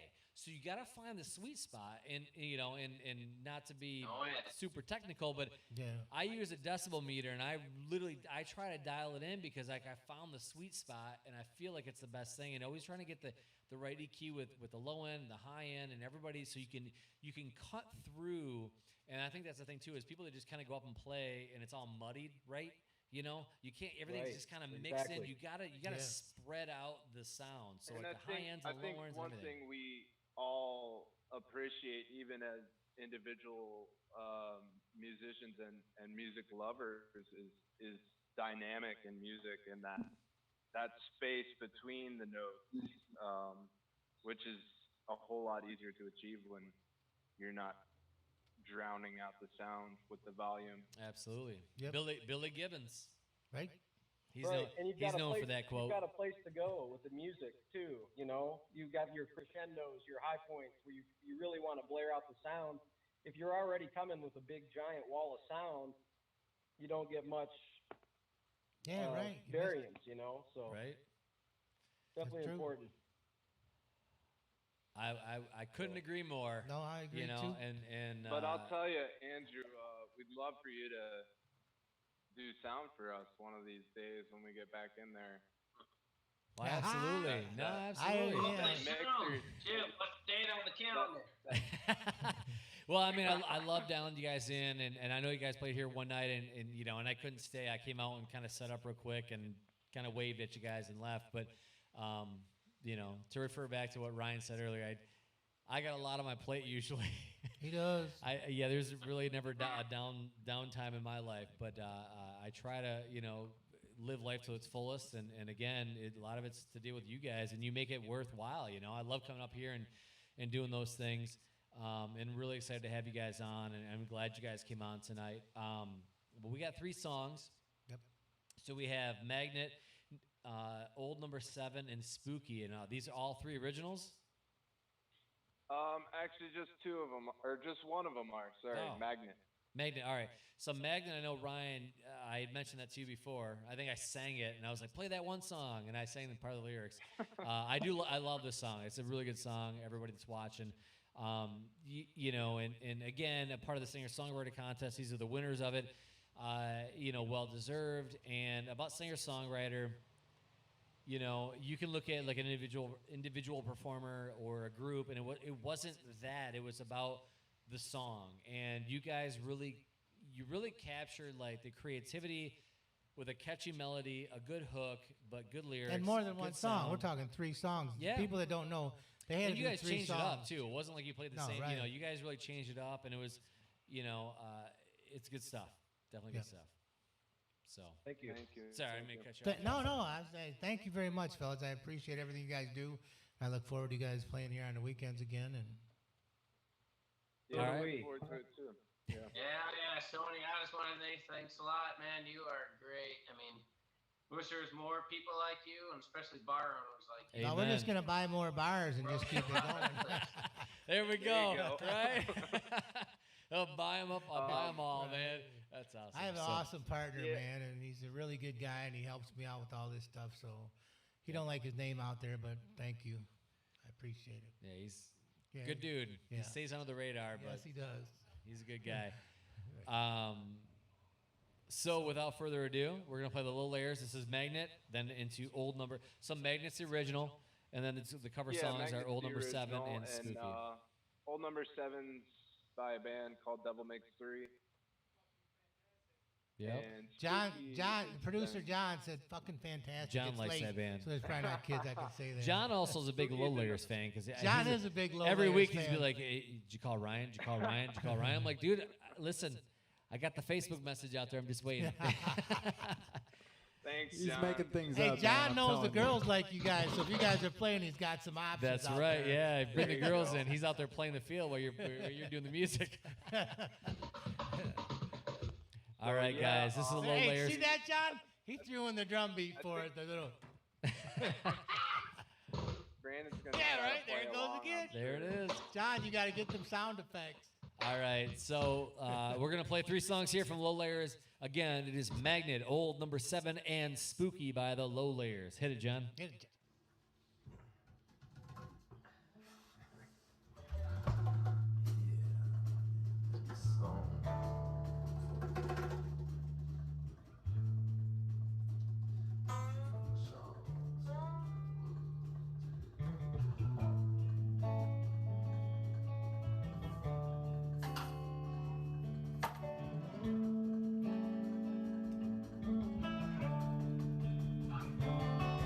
Thank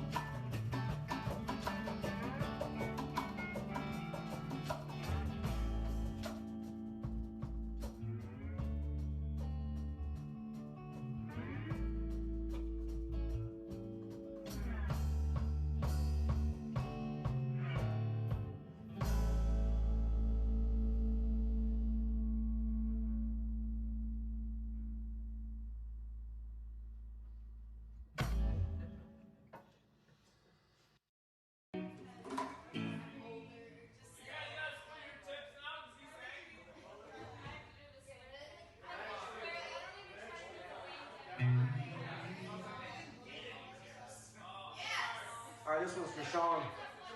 Two goal number 7.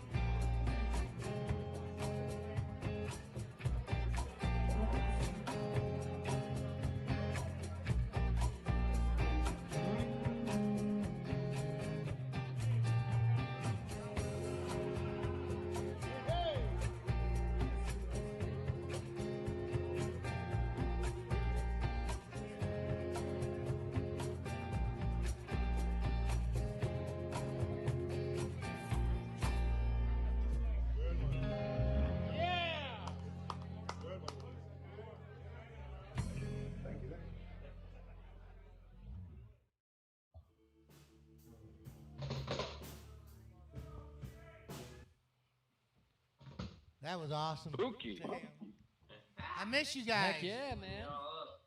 We miss you too, man. We can't wait to be back. And I love that the last song was played here at New Hudson Inn, man. Yeah, Right? Yeah, right.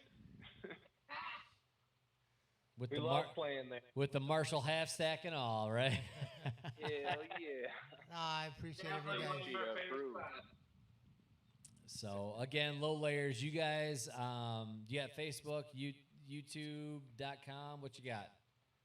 What can we Yep, promote? Facebook, YouTube, Instagram, Okay. all of it. Add us, like us. So please go on, look at the Lowlayers, like their Facebook page, follow them on Instagram, subscribe to YouTube. Anybody that's listening, it definitely goes a long way. Really appreciate it. And, typically we have, 1,000 or 2,000 views on these videos that we're doing each week, and some Yep. 3 grand, and who knows if they keep going up from there. But I mean, seriously, everybody that's watching, please, it takes literally no effort. Just click like And and share be the done. videos. Don't Like forget them, to tell share our them. grandparents. They seem to be our greatest fans, and we appreciate it. Absolutely. So you guys rock, man. Love the and this is the thing I talked to, we've talked about plenty of times is the people you meet doing this stuff. It's cool, you get to have a relationship and talk and meet so many talented musicians, from Ryan Fisher, Bill Arnold, with in the Lowlayers and Jacob Riley and just in all the many, many more musicians that we met from here that literally those connections would have never happened if it wasn't No, a bar right. owner that set something up like that does no, this. it's So you guys, like you said, if they're a bunch of idiots, we wouldn't be doing this. We'd be like, hell no, but it's a cool thing. It's when I see everybody get together, especially on the open mic stuff, and you guys are part of the singer-songwriter. You guys know each other. People walk in, you guys start talking, and sometimes there's jams out around the fire pit. And it's just cool to see the community that's involved with all this. And, I don't know why people haven't done this in the past where they want to, whether you're a bar owner or what, you can blow this up and it helps everybody. well, Definitely. it takes a different perspective, and that's Oh yeah, and that That's- makes you the man, Stoney. The fact you realize that, I appreciate it. right. Set you aside. No, it truly is, and I know. I feel like every time we're having these Stoney's on the River, we're always talking about kind of the whole like compliments going around. But I mean, that's the truth. That's the crazy part. Is it's really the truth. It's the idea that take care of what's important, and everything else. Everything else will fall in line, and that's really the truth. And that's what I love about this bar. That's what's kind of drawn me. I mean, I think people are drawn into this place, and that's really what's drawn me into it. Because, listen, I could go host anywhere, or other places and everything else, and I mean, you could do that, but there's something that makes you feel like home, and I love, like, to me, being on this quarantine, I miss open mics because I miss the people. It's not like I miss being here and mixing music. I miss the people and the atmosphere and everything it brings with it, and I'm super pumped about Hey, Monday, man. The This is gonna be- best I part can't wait. about this quarantine is these guys and their audio, video, and music's what they've been working on. You guys have probably noticed me, man. I videotape all your guys' songs, and whenever anybody's playing, I Facebook Live them. I think I owe that to everybody to get their music out. I'm sitting there with my phone. I'm like, there's got to be a better way. Well, since all this stuff, these guys have gotten the cameras and everything, so now I can actually sit down and listen. You're all hooked up now. Yeah, Right? now I can enjoy it. Yeah, we're now I can tech enjoy it savvy, more. baby. Right? In the year 2000. We got this down. I mean, yeah, we're streaming, we're multicasting, we got people coming John from and Zoom Andrew and I, we drove around one day to all these different places, Guitar Center, photo places, trying to buy the right cameras and stuff to tie the multiple cameras together. Then we got a lighting controller, and it's been pretty cool. These guys have done a good job, man, tying this thing up. It So- is been No, it's awesome, Tony. You're proactive. We Right? appreciate it. You really. You're And taking a there's step ahead of everyone else. You're doing what's going on. right, and you guys play bars. I mean, you play a lot of places. You know that, right? A lot of times, you're like, how many people are you gonna bring? You know, they just don't. They don't care, and you can't blame them. I mean, they're a restaurant owner. Most restaurant owners aren't musician focused, and but there's an assimilation that happens, and this synchrony that happens in between the two that really starts to create success. Is that people, you find a place that cares, and this isn't the only place, and I know, but I'm just saying there's other places that do that, but it's a beauty to find somebody who cares so much, like Stoney, even for you guys. I mean, he's here like you guys are awesome. I want you to play, and I think a lot of talent has come to this place because of that, as a byproduct. So again, can't say it enough. Love to have you guys, the winners of the first annual singer-songwriter contest. Right there, the Zagger guitar from Nebraska. You guys should start talking some smack, because we got to finish this the normal open mic contest. We got to refire, but then we'll get back to the singer-songwriter. But you guys should talk some smack, like, hey, we're back, we're coming back. You guys better bring something. Yeah, I'm gonna put you guys on the spot too. Shit, we're the Lowlayers. We don't do that. So you guys are super chill, but I'm gonna put you on the Just spot. do it in a low way, like, hey man, we're coming back. Did you guys record? We'll be back. Did you guys do the recording? We have not yet. You have not. Have you contacted? Yes. All right. So are you guys gonna do it? Absolutely. It's a waste if we. You gotta do it. All right. I'm there with Nick. I just making sure, man. Sound. Why am I drawing a blank now? Sound Studios, not Pearl Sound. That sounded Ken, but they're right. Sound Studios. Yep. I think so. Yeah. In Detroit. Yeah. So these guys won. They won some basically like a gift certificate to record the studio. I'm telling you guys, please get in the studio and record the stuff so that I can buy your EP, download your stuff, and I can jam in my car. And he does, man. He gets everybody's. I'm telling you, man. Everybody's music. And I want autographs on all them CDs. Right. That's all I ask. I'll buy everything you got. No, when you're playing the big show, say, hey, man, we'll be back tomorrow night at New Hudson when we leave LCA or something. Exactly. Oh, I'll just be like, yeah, I got their autograph back when they were like, playing New Hudson. Now we got private showing. Yeah. Now they're playing Rock on the Range and shit. Hey, we can always be like, we knew you win. Yeah, right? All right. But again, everybody, thank you so much for coming out and participating in Stoney's on the River, hosted by Stoney and Andrew, right? Yep. And episode 8. This is coming along quite well. I think this is what a cool thing, and I'm super excited. Next week we are going to have a regular open mic, but again, it is streamed. We're going to stream it live. We're going to play it.